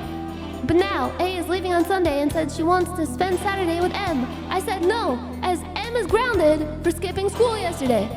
A called me an asshole, and M said that she hates me, which is the teenage version of calling me an asshole. Let's see. Interesting scenario. Her mother left 10 years ago but has gotten back in touch recently. Why did the mother... So, the dad has full custody, the mother left 10 years ago. In situations like that, I feel like... you have to really, really fuck up as a mom to have... Unless she, like, wanted him to have full custody in the hearing or something, and it was just like, alright, I'm gonna fuck off, I don't want to be a mom. And then just recently came back and got back in touch with her daughter. I don't think you should have grounded the kid, because it's not the kid's fault. She's only 12 years old. Like, if anyone is the asshole in this, it's the mom for going against his wishes. She just, like, showed up after 10 years of not even being in her daughter's life. I'd say... Well, the post does say, am I the asshole for grounding my daughter? I'd say... yes. He shouldn't have grounded his daughter. It's not his daughter's fault. Next post. Am I the asshole for telling a woman with a newborn a dog can give birth? Oh god, this is good. This is bad good. So there's this woman I work with who gave... Oh, this is a coworker who gave birth 2 months ago and she's constantly bragging about it. I'm not kidding you when I say she talks about her pregnancy experience and her newborn every single day. The other day, she was once again talking about how many hours she was in labor and how hard it is being a mom. I jokingly said, you know, A dog can give birth too. this guy is completely lost. I don't care how annoying it is when, like, someone's constantly talking about their pregnancy bullshit. That is just, this guy's on a complete whole other detached, fucked up level of social awareness. It's just, if this actually happened, she didn't find it funny at all, and she has given me the cold shoulder for the past couple of days. I kind of feel bad about it, but I just got tired of it. I'm a woman too, if it makes it any better. Am I the asshole? This girl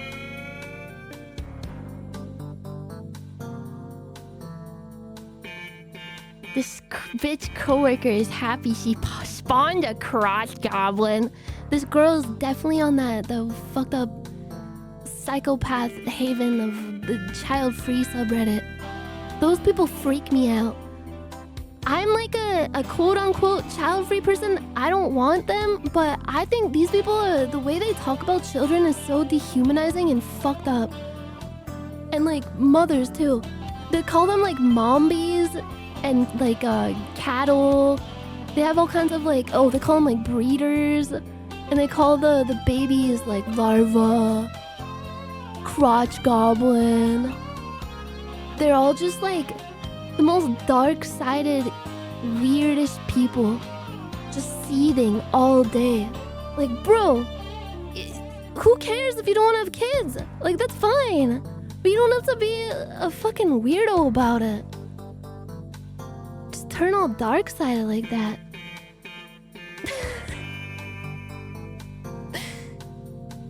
Yeah, like, did they forget that they were a kid too at one point?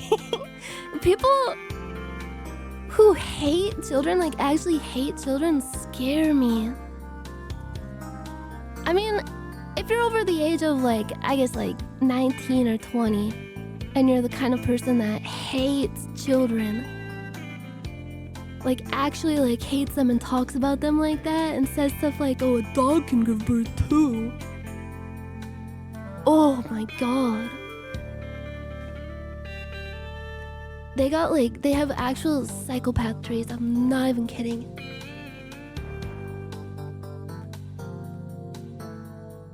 Why I even say that? Cause I don't know what it is. I understand it cause there's a lot of societal pressures, you know, like to be child rearing and whatnot.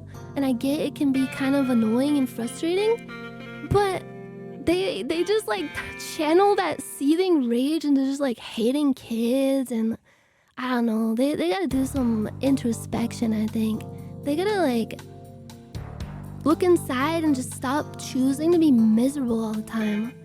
Cause like, first of all, one of the best parts of not having kids is just being able to do whatever the fuck you want. Cause like, I'm selfish as fuck. I want to do what I want. I want to be able to like go on vacations all the time and not have to worry about anyone except for like me, myself, and I, you know?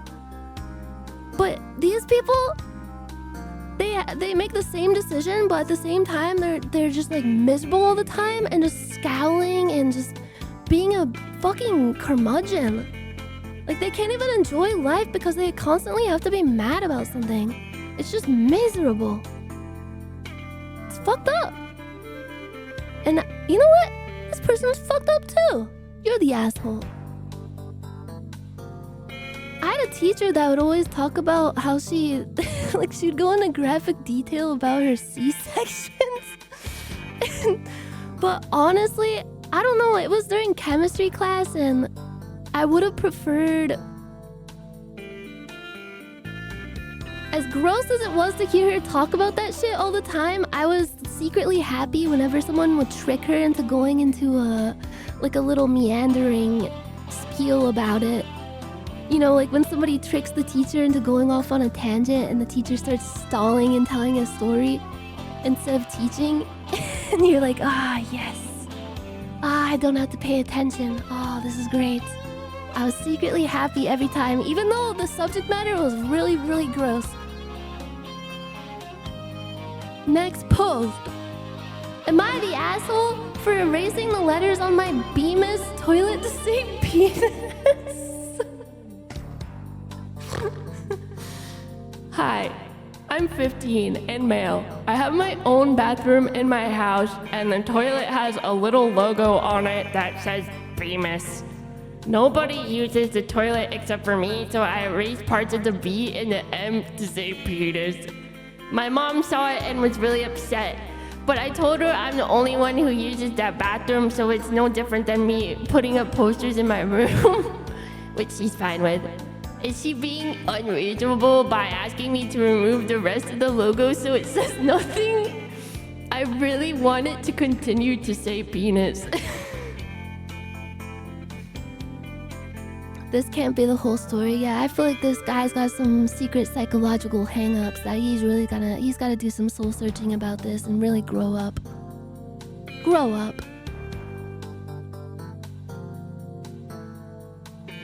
Thinking about it from the mother's standpoint, maybe she's annoyed because she paid for the toilet probably and he kind of defaced it. I doubt he bought his own Bemis toilet. Maybe that's part of why she's upset. I don't know. But I don't think it's that big of a deal. Was she planning on reselling the toilet or what? Yeah, like...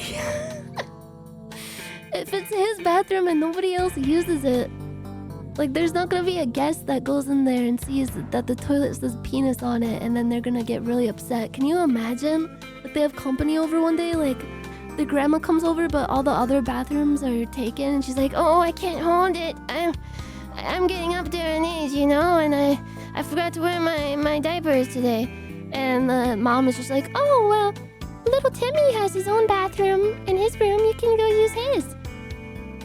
And then she goes in there and just like the grandma sees that the toilet says penis on it and gets so fucking scared and upset that she faints and has a heart attack and dies in his bathroom on the spot. That could happen. You know, he's 15. He's probably not really thinking about like outside of his own little world. What's going on at school and at sports practice. I get it. I was 15 once too. I didn't really think about what could happen. I didn't really think about like how I could cause a change of you know, like events that could lead to my grandmother having a heart attack like that. That's dark? Well, that's life, bucko. That could happen. And he's not thinking about it because his frontal lobe isn't developed enough. He's still a kid. So he doesn't know. He just doesn't know. I don't think he's the asshole. Wait, they said you're the asshole? I wonder what they said. You're the asshole. When your parents have to sell the house, they now have to sell with a toilet that says penis on it?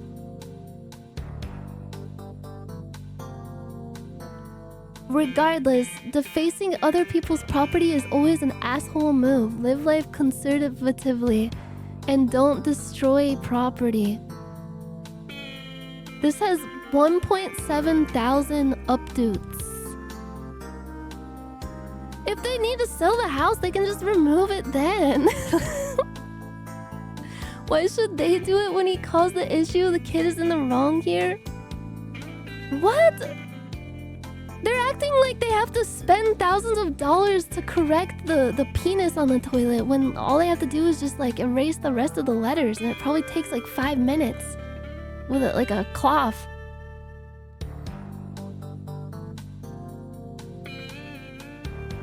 You're the asshole. It's your mom's house and she has the right to dictate how it looks and be mad if you vandalize it. But it was funny. I think the mom should call the cops on him, send him to juvenile hall, send him to the Scared Straight program. He's gotta learn someday or his grandma could end up dead. His grandma could wake up and be dead. Let's have a delightfully decadent, scrumptious day, shall we? Let us delve in.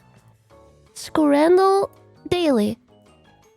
Okay, this is just the vote. So we got crispy pork belly and cheesy bacon fries. Pork belly is really good, isn't it? That looks crisp to perfection. And I like the sauces that they have. Ugh. I'm gonna go left, yeah. Macaroni cheese pie versus pie, chips, and gravy. The macaroni cheese pie presented on a really sad looking, I guess, like, is that a big napkin? You can see the grease on the napkin right here. It looks rather gross. The cheese looks kind of cold. I'm just not really into macaroni and cheese. I always think that I'll enjoy it. Like every so often I'm like, ah, fuck it. I'll have a little bit of mac and cheese. What could go wrong? And after like 3 bites of it, I start regretting it. Not just because I'm lactose intolerant, excuse me, but because there's something about the cheese that gradually builds up and kind of gives you the ick. Like the cheese aftertaste is just too cheesy. And this one, it's just got a nice shiny gravy. The chips look pretty nice, pretty well fried. Yeah, it is kind of like eating eggs. I wish that didn't happen with eggs. Why does that happen? What could be the reason? It happens with all kinds of eggs too, like scrambled, fried, sunny side up. Omelets, not so much, but that's probably because it's like the most deconstructed form of the egg with like a bunch of shit added to it.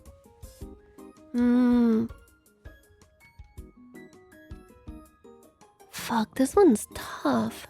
I'm gonna go with pie, chips, and gravy. Oh, thank God. Because that mac and cheese pie just looked kind of atrocious. Brazilian barbecue or chicken and chips. Wait, is that cheese? Or like some kind of sauce? The yellow stuff on it.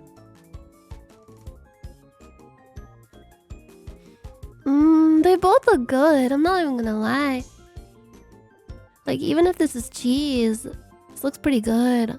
Those chicken strips look really nice. The Brazilian barbecue, I don't know if it's because the temperature of the photo is kind of more neutral or cold, kind of dimly lit. It just doesn't look as appetizing. Brazilian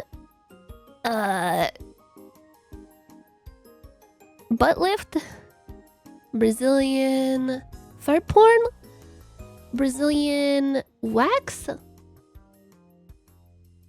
coleslaw. That is not Brazilian barbecue. It's an Australian version of Brazilian barbecue. This one's tough. I might have to go with the chicken and chips just because the photography is better. Like the staging and the lighting and the colors are a lot more inviting and appetizing. Although this one looks good as well, it just doesn't really stoke the appetite as much. Yes! Sorry guys, my allergies are acting up again today. I sneezed out a whole bunch of crap. Yes, I am literally dying. Veggie dog versus chicken tikka wrap. Ooh! Chicken tikka wrap, 1000%. Cheeseburger, pizza slice. Oh God. Why is that cheese like, it's like radioactive yellow? Oh. That pizza, something about it, it looks like... Why? It's not like burnt, but it's somehow... Like the sauce is really dark. Is that like barbecue sauce?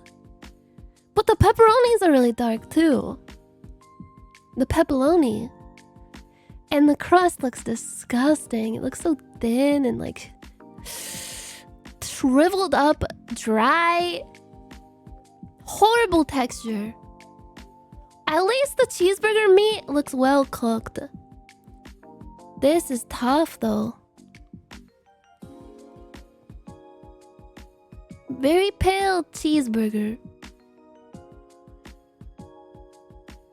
It's got a good amount of caramelization on the edges, right? Should we go left or right? Ooh, $4 for this slice of pizza. Look at it compared to the thumb. That's tiny! It's tiny and it looks like shit. Me when I open up my pants and look at my penis. Fuck! No. 11% versus 28%.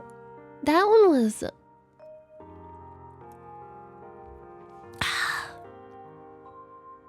Okay, this one's a little strange. A Cornish pasty with chips and gravy, or a bar of chocolate for $4. It's milk chocolate, which means it's kind of shit. $4 for that? It's gotta be the Cornish pasty, right? Wait, I'm gonna mute my mic so I can cough and hack up all this pollen bullshit. Blech.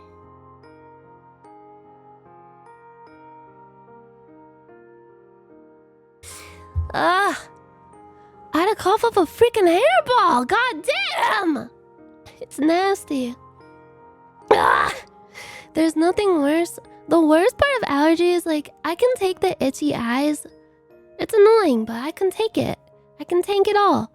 I can even tank the runny nose. I can tank the feeling of fatigue, the brain fog, feeling like my body has been hijacked by pollen mold spores controlling me.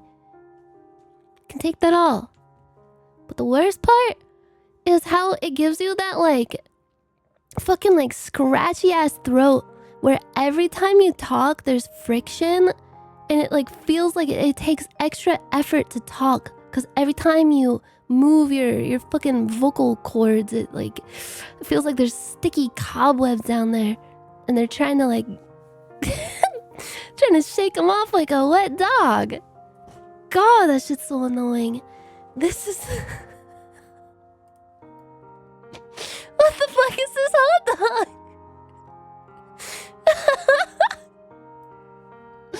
What the fuck is that? Hold on. A witch's tit. Yeah, that's my weenie on the right. Witch's cat hot dog, bun shaped like cat's paw. That's supposed to be a cat's paw? And why is the hot dog so pink? It's so pink, it matches this person's skin tone. What the hell? And then a delightful platter of chicken and chips. But wait. Important information. This is from Studio Ghibli Park in Japan. Do you think the Thing Japan bonus will give it the upper hand?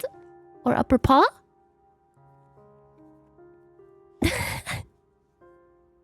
It's the same tone as his fingers, I know. It looks rather cold, like the tips of his fingers are kind of red, like he's chilly. Nah, I don't think even the buff could carry such a sad excuse of a hot dog. And the bun gimmick doesn't even work, because it doesn't even look like a cat's paw. It just looks like it got all mushed up. Like somebody put it in their pocket and sat on it. Oh, fuck. It's gotta be the chicken and chips, right? Yes! Let's go! Coconut shrimp on... Ooh, truffle oil fries. Spicy chicken bucket. Spicy chicken bucket. Ooh.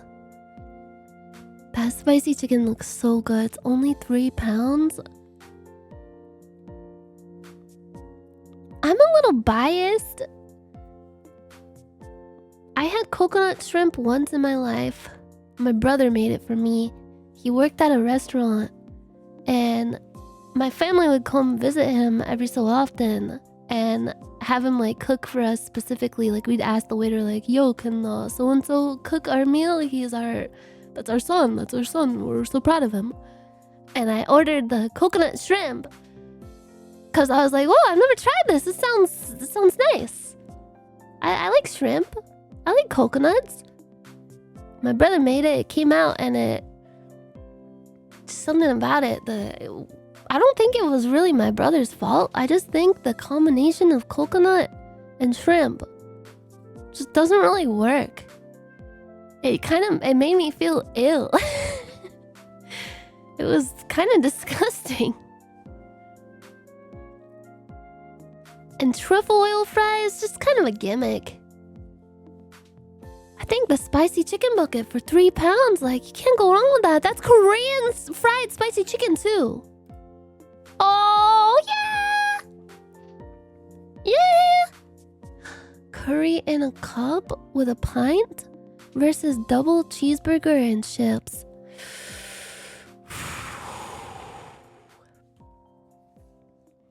Curry in a cup, that is very interesting. It makes it a lot easier to eat something like curry when you're on the go at a game.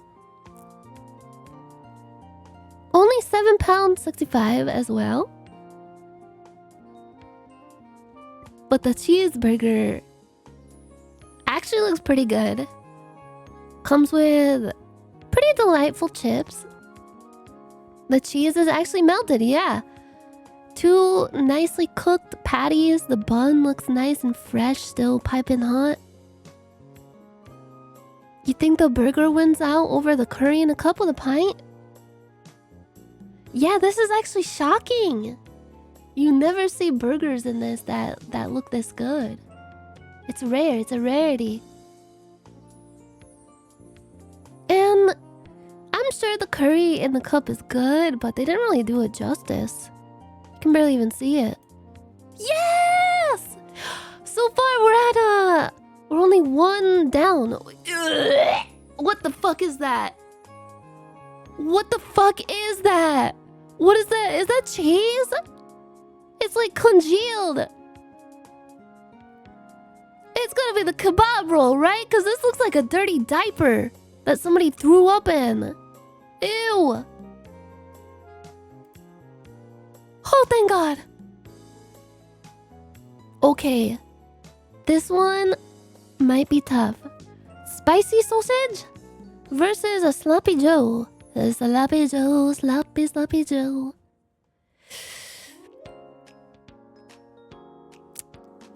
The more I look at the sloppy Joe, maybe it's good, but it kind of reminds me of...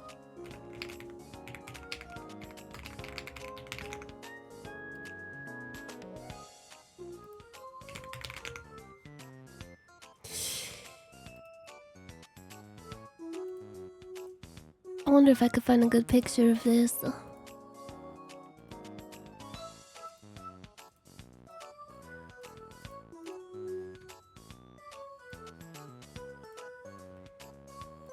The stuff in the burger, it looks kind of like that. It just looks like an amalgamation of some crap. Does it?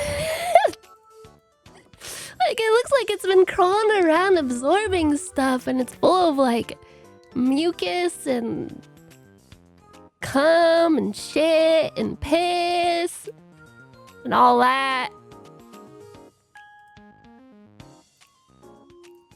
Ugh. Ugh.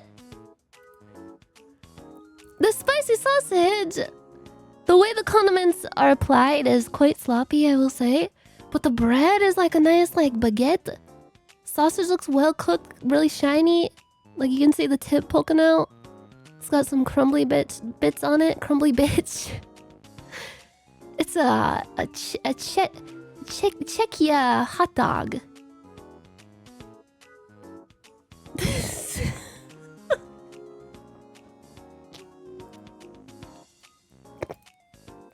It's so gross. It looks like a vomitous mass.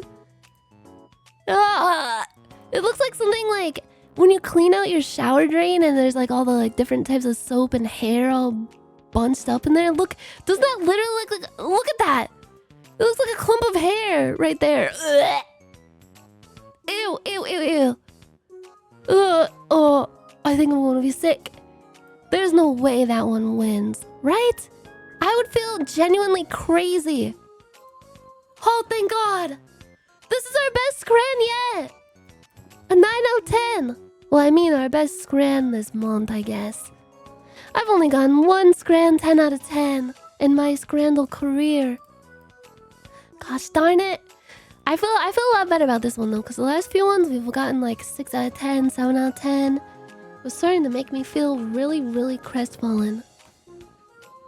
Yeah, maybe the soggy biscuit burger tastes good, but the presentation, it's a little lackluster. Let's see if we can get another 10 out of 10, shall we? Oh! Okay, this is just voting. Chicken tikka. Curry goat. Doner kebab. Curry goat? Not lamb, just goat? Wow. Damn, girl, you really are the goat of sucking my pee-pee. Footy scran or doner kebab? I'm a picky little bitch, and I think there's just too much tomatoes in this one. Just too much. It doesn't... I don't know, the ratio of meat to vegetable doesn't sit right with me. No! It's over. It's over. My third in a row, 10 out of 10. It's over. No! You know, I don't even give a shit. I'm just going pure instinct mode on this. Fuck the hot dog. BBQ chicken wings, Korean sweet and spicy chicken, Korean sweet spicy chicken. Sausage and lompe. Oh, look how it's delicately wrapped. Beast burger. Mr. Beast burger. Mr. Breast burger with Mr. Beast breast milk. Cheese pizza cone. Bangers and mash. Some pussy bangers and mash with gravy. A cheese pizza cone. I'll go with that. Chips and sausage. The curry sauce, I'm sure it tastes good, but looks kinda poopy to me. Kaznoken. Cheese spatzel. What the fuck is that? Is that corn? I'll go with this one. No! Wait, is the thing on the right like actually really, really good? I've never seen it before in my life. If I've never seen a food before in my life, then it's probably not good. I am the food chooser. I'm not picky, I'm choosy. And what daddy wants, daddy gets. I'm kind of a dominant alpha man. Pepperoni pizza with a pint of Modelo? Or a cheeseburger with an outrageously large patty? That's outrageous! And what's even more outrageous is this is $26 for this tiny pizza and a pint of Modelo? Isn't a Modelo like really cheap beer? That burger patty does look kind of nice, even though it's kind of weird. Butter chicken with rice? Steak and gravy pie, butter chicken with rice. Fish finger baguette. They did what to the baguette? Smoky burger. Ooh. I love when they put, like, I think this is like some kind of buttery dip, or maybe just butter in the little ramekin, but they insert it with some kind of piping device that gives it this really cute, like, ribbed look, like a dollop, a very fancy dollop of some kind of creamy sauce. Can't go wrong with that. Oh, potato. Mac chocolate potato. And battered chips. Oh no! They abused the chips with sausage and curry sauce. No! I mean, chocolate sauce on a french fries is probably not bad. This honestly looks like somebody threw up and peed all over this. Alright, 8 out of 10. It's not bad. 8 out of 10. I mean, I'm not gonna go cry about it or anything as soon as I pretend to go take a bathroom break in a few minutes. Mediocre? No. I'm 1 point, technically 0.9 points over the community average, so I would say being above average sits well with me. That's honestly fine. I don't mind. I don't mind in the slightest.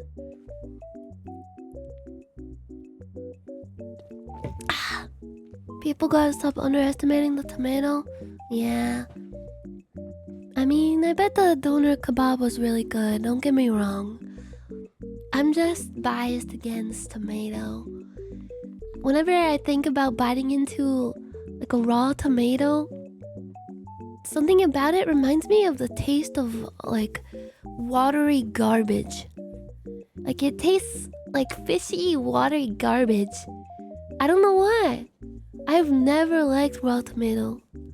I like cooked tomato because it gets rid of the bitterness from it and it balances out into like a savory, lightly sweet, acidic kind of flavor. But raw tomato, it's slimy and watery and has a like the bitter aftertaste is just, it's foul. It makes everything kind of like it ruins burgers for me. I always gotta take them off. What tomatoes are you eating? Just regular tomatoes. I've tried. Listen, I always thought like maybe it was a problem of the type of tomato I was eating. Maybe it was like the grocery store I was getting them from all my life. I've tried tomatoes from several different states in America. Different restaurants, different grocery stores, different levels of ripeness. And I hated them all. I hated them. I've tried from like different fast food restaurants. Like, okay, fine, I'll leave the tomato on just this once. Maybe their tomatoes are really good and it will elevate the dish. But no, every time that disgusting, wilty, soppy, sloppy flavor just seeps into everything, coats it with that like bitter, just it tastes like rank pussy. It's disgusting. Even when it's cold. I've tried cherry tomatoes too. I hate them too. I've tried refrigerated cherry tomatoes. I bite into them and at first it's like, okay, maybe that's not so bad. And then suddenly it's like a flood of just garbage. Just garbage flooding into my mouth. I think I just have a gene that makes me not understand the taste of tomatoes. And that's fine. I think that's alright. Why do you know what that tastes like? Because this goes back to what we talked about yesterday, is the taste-smell connection. If you've smelled hot, watery garbage, you can technically taste it too. Just go in front of a big garbage bin outside on a summer's day, open up your mouth, and stick your tongue out like, you'll taste it. And that tastes exactly the same as the aftertaste of a tomato. Tastes like New York. Yeah, the texture is honestly the second worst part. That slimy texture, bro. The skin on the tomato, not bad. But when it's sliced and it's like a condiment on a burger, you get that full, like, watery, like, mush.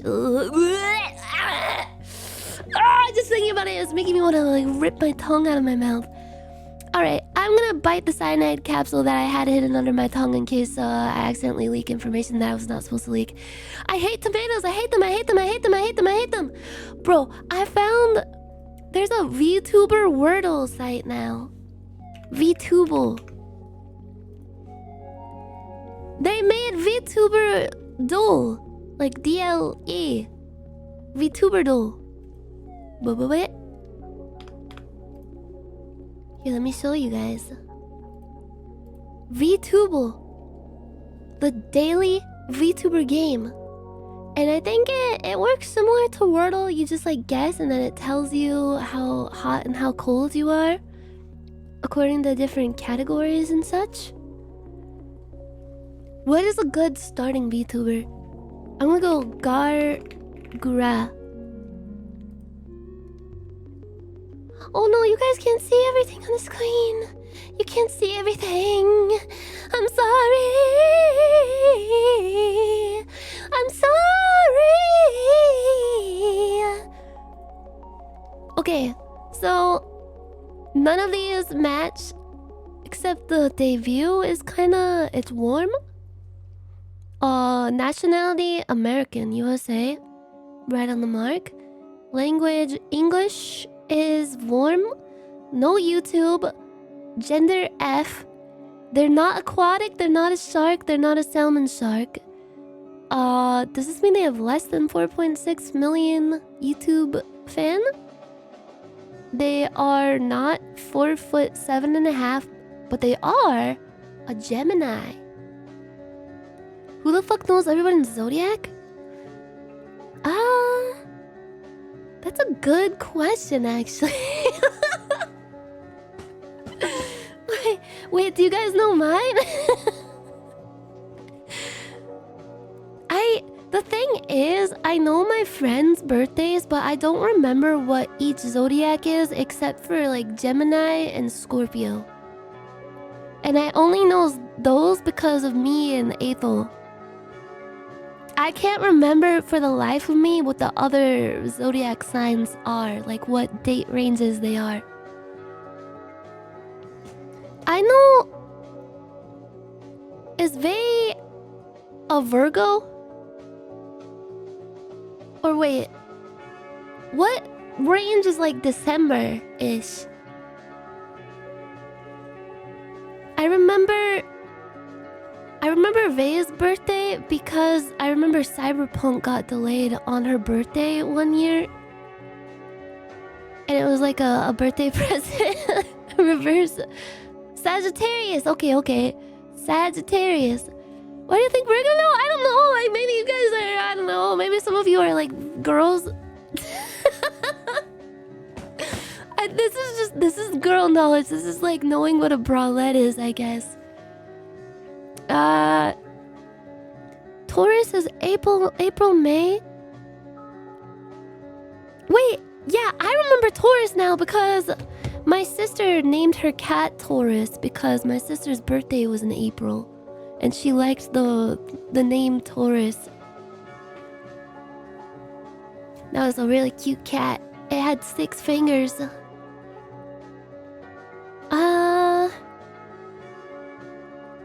So Gemini female USA is what we're working with basically. Gemini female USA. It's not me, but I just don't know any other Gemini female USAs. Excuse me. Ugh. And it's not anybody affiliated with Hololive. And they're active. They're not graduated. Try Natasha Nyanners. If anything, maybe this will give us more info. Maybe they're a Twitch streamer. Okay, it's not Natasha Nyanners. They're active. They debuted... Does this mean before or after July 17th? Does this mean like... Maybe they're independent? Twitch... Female... Feline! Wait! We got feline! We got a feline! Okay, so what we have is Gemini, feline, female, Twitch, USA... active. That narrows it down a lot. I mean, how many other VTubers who are cat girls from America could there possibly be? I'm just gonna search for like people named like Miss Meow or something. Oh, Miniko Mew. Miniko Mew. I think we're getting warmer. Oh fuck. I just noticed mine just says Mammal Cosmic Eldritch Cat Eldritch Lovecraftian Entity. Okay. So what did we learn? Alright, so this person is definitely a mammal cat feline. They're a Gemini, they're not a Virgo. Damn. Do you guys know any other cats? Necrolina? Is she from the USA? I thought she was from Europe. She's from Canada. Okay. Mammal feline cat. Okay, so the person that we're looking for is definitely independent. Miss Independent. Meow. Philian? Philian's from Canada too. Or Philippines.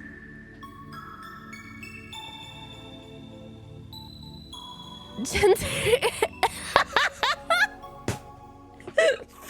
F.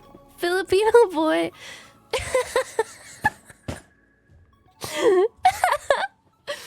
Fuck.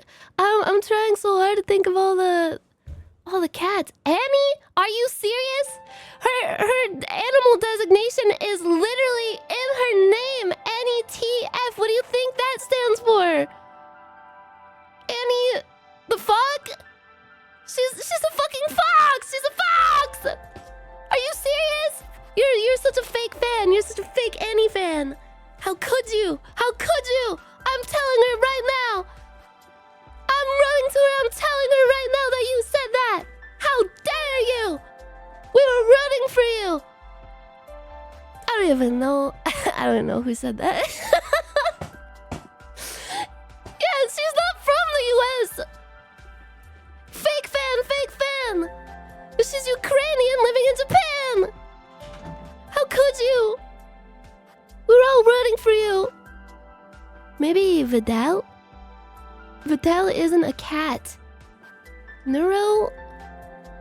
Wait. Would that count?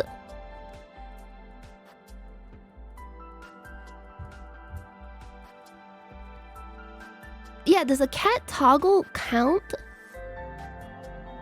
Not American? Yeah, I'm pretty sure she lives in like a computer. Okay, think. Who else is a cat? Cats. Queen cat? Wait, Queen cat. Wow!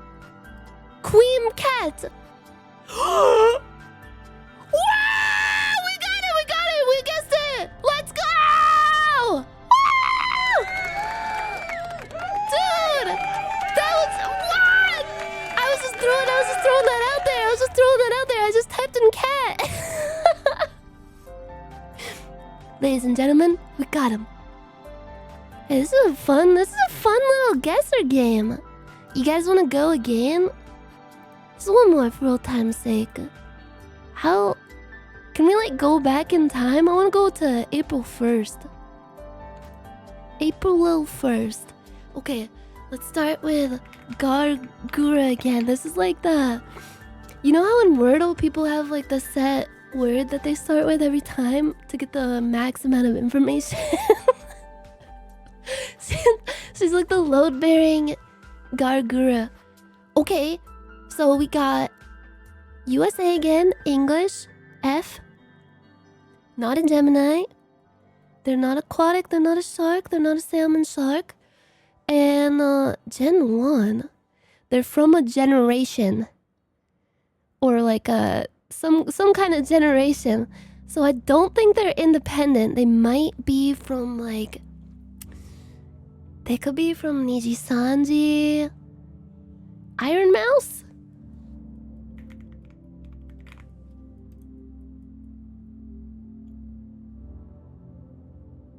Wait a minute. Okay, so we learned from this they're a Twitch streamer. Oh, Mouse is a Capricorn. Pomu? But they have to be active. They have to be active.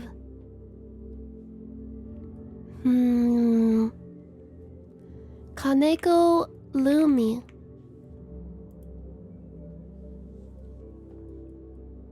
Okay, so it's not somebody from FaZe Connect, FaZe Clan, not somebody from Hololive. They might be from Niji Sanji. They only speak English. Oh.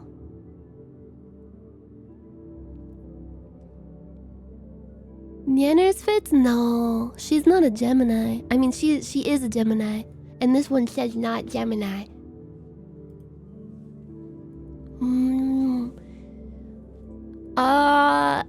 Niji Sanji people, Finana.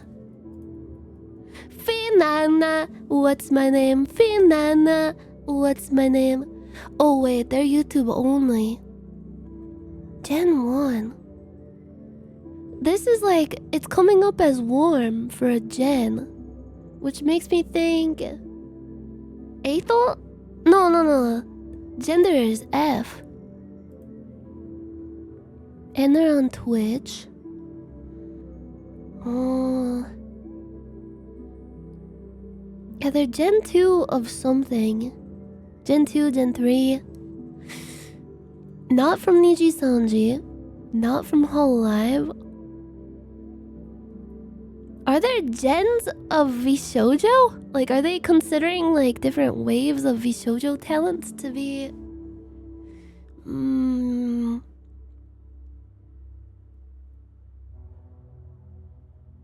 Oh, yeah, because, yeah, Mouse would have it listed in the generation box. Branch.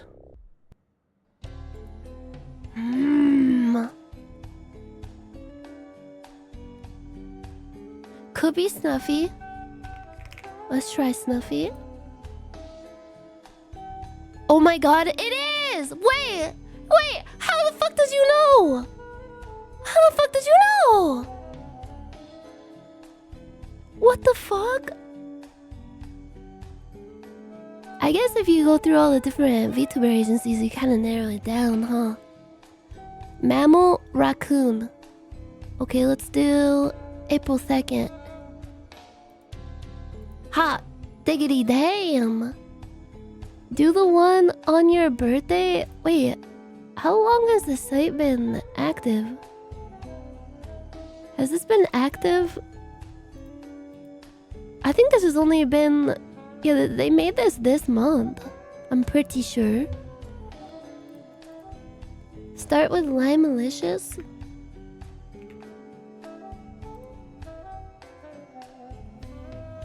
Ooh, we got a lot of good info from this one. Active. They might be independent. English, Twitch, F. Possibly a mammal? Why is this just like warm? They're mammal adjacent?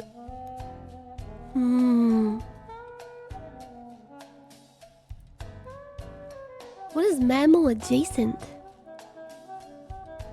Is it myself? Could be. Gura.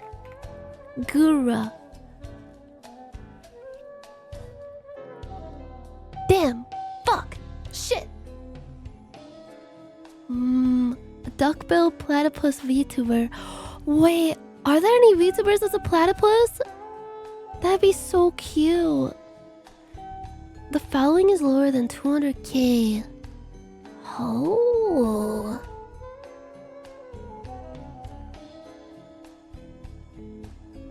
And they're a Twitch streamer.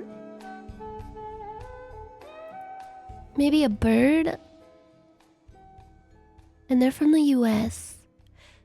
They could be a bird. They're from the US. Froggy Lock? I mean, that's mammal adjacent. That's Jason Bourne. They're from Canada. Wait, why is the height blue? Kumi? This Kumi? Or this Kumi? This Kumi? Close. They're not avian. They are in fact not avian.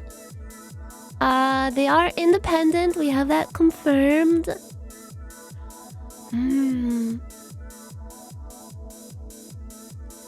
Not a bird. Haruka's Canadian.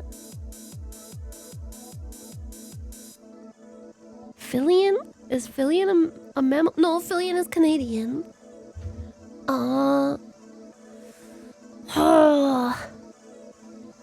Buff Pup? I have 10 guesses left. Ooh, mammal humanoid canine. Mammal humanoid canine. English Twitch streamer.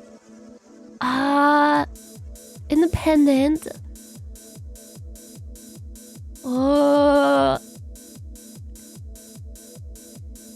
I don't think it's silver.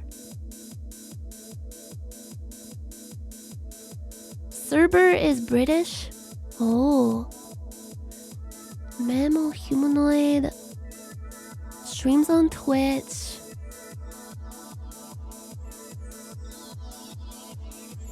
Are they the same height as Froggy Lock? It's weird because the height on Froggy Lock is blue, but there's nothing listed in it. Silver Veil. Okay, canine. English Twitch FUS. Independent. Not a Leo, not a Cancer, not an Aries, not a Sagittarius, not a Gemini, not a Taurus. If that narrows it down. Maybe Tenma? Tenma Miami? But she's Japanese. She's Japanese?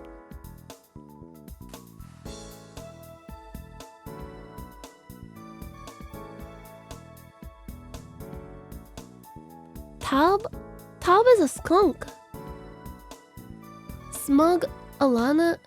Is she American? I don't think she's American.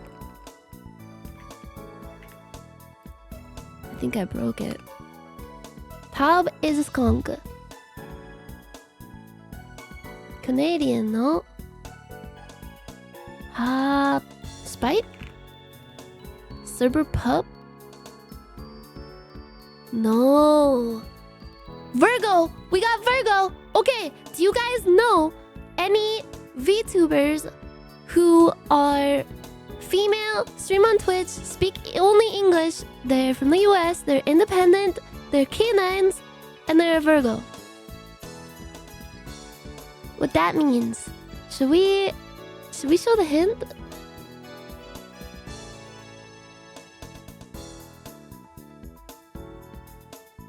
$52K followers on Twitch, if that narrows it down.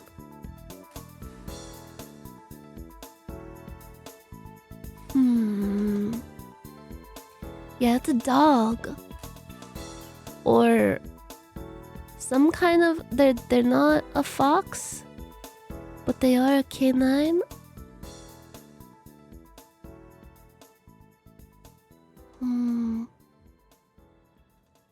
Papa Mutt. I think the gender is F.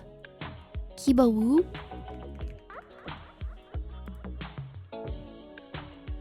Damn, no. Damn, no.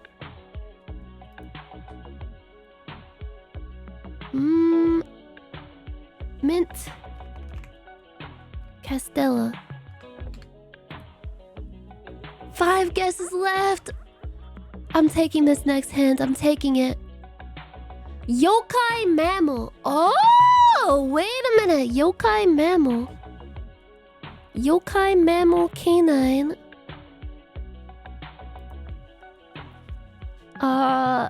Mecha fox? Kitsune spirit. Wait! Wait! We got it! We got it! Ladies and gentlemen, we got it! Let's go! Let's go! I guess, yeah, fox was yellow because it's fox, comma, kitsune. K9. A yokai. Yokai watch. Let's do one more. One more. From April 4th. Because why not? Sameko Saba. Just kind of switching up the load-bearing VTubers. Okay, so they're active. They're on YouTube. They're not independent. They are female. They're not feline. They're not aquatic. They're not a Japanese mackerel. They're not a fish, comma, cat. They're not a Gemini. They're taller than 4'11". Maybe this should be yellow. I guess. I don't know. They're active. Fubuki or Mio? Ooh. Fubuki wouldn't be included because K9, right? And Mio too. Isn't Mio also a K9 adjacent? Wait, Hato.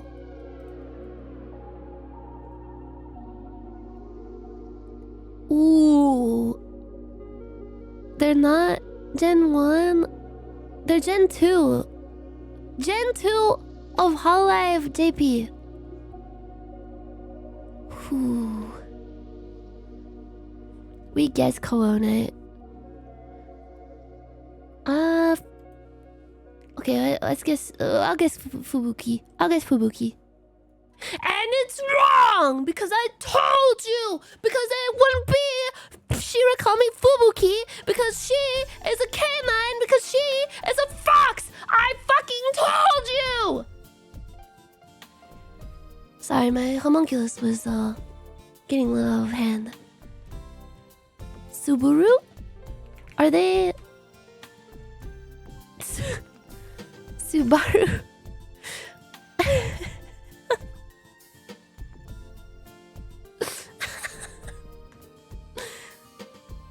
She's a duck, so she wouldn't be. It wouldn't be her because of avian. No avians. No avians, you guys. Kiryu Coco. Status active. Status active.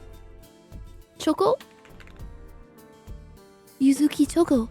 Wait, this might be it because yes, let's go. Let's go. The fiend in underworld. Succubus. Succubus. Choco doesn't speak English? Are you sure about that? Are you sure?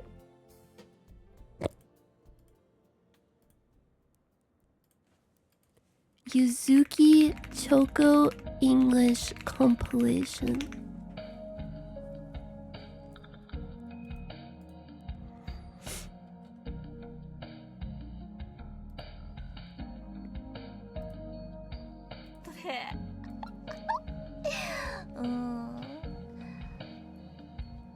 Oh, good morning. Oh, welcome membership. Thank you. She speaks English. Yeah, I hope I could let's pray. Thank you. She's speaking Ohio, English. She's honey. fine. Oh, my daddy. Sounds like you're a fake fan. You're just a clip watcher, LARPer fake fan of Yuzuki Choco. はい、ということでね。 Alright, buddy, take a seat. Take a little seat back. The real Yuzuki my Choco God. fans are here, and they're speaking right now. Sit down. A Yuzuki Choco fan is speaking, and you must sit down and listen. And now you're going to watch Paul Blart Mall Cop. Don't ask why this has like almost half of the video watched. Oh, sorry. Yeah.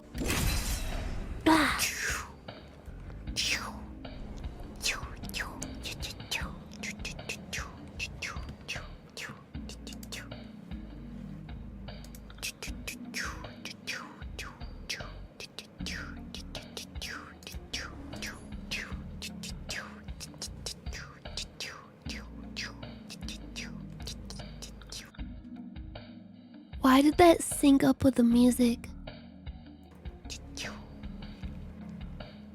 Oh my god. Let's go.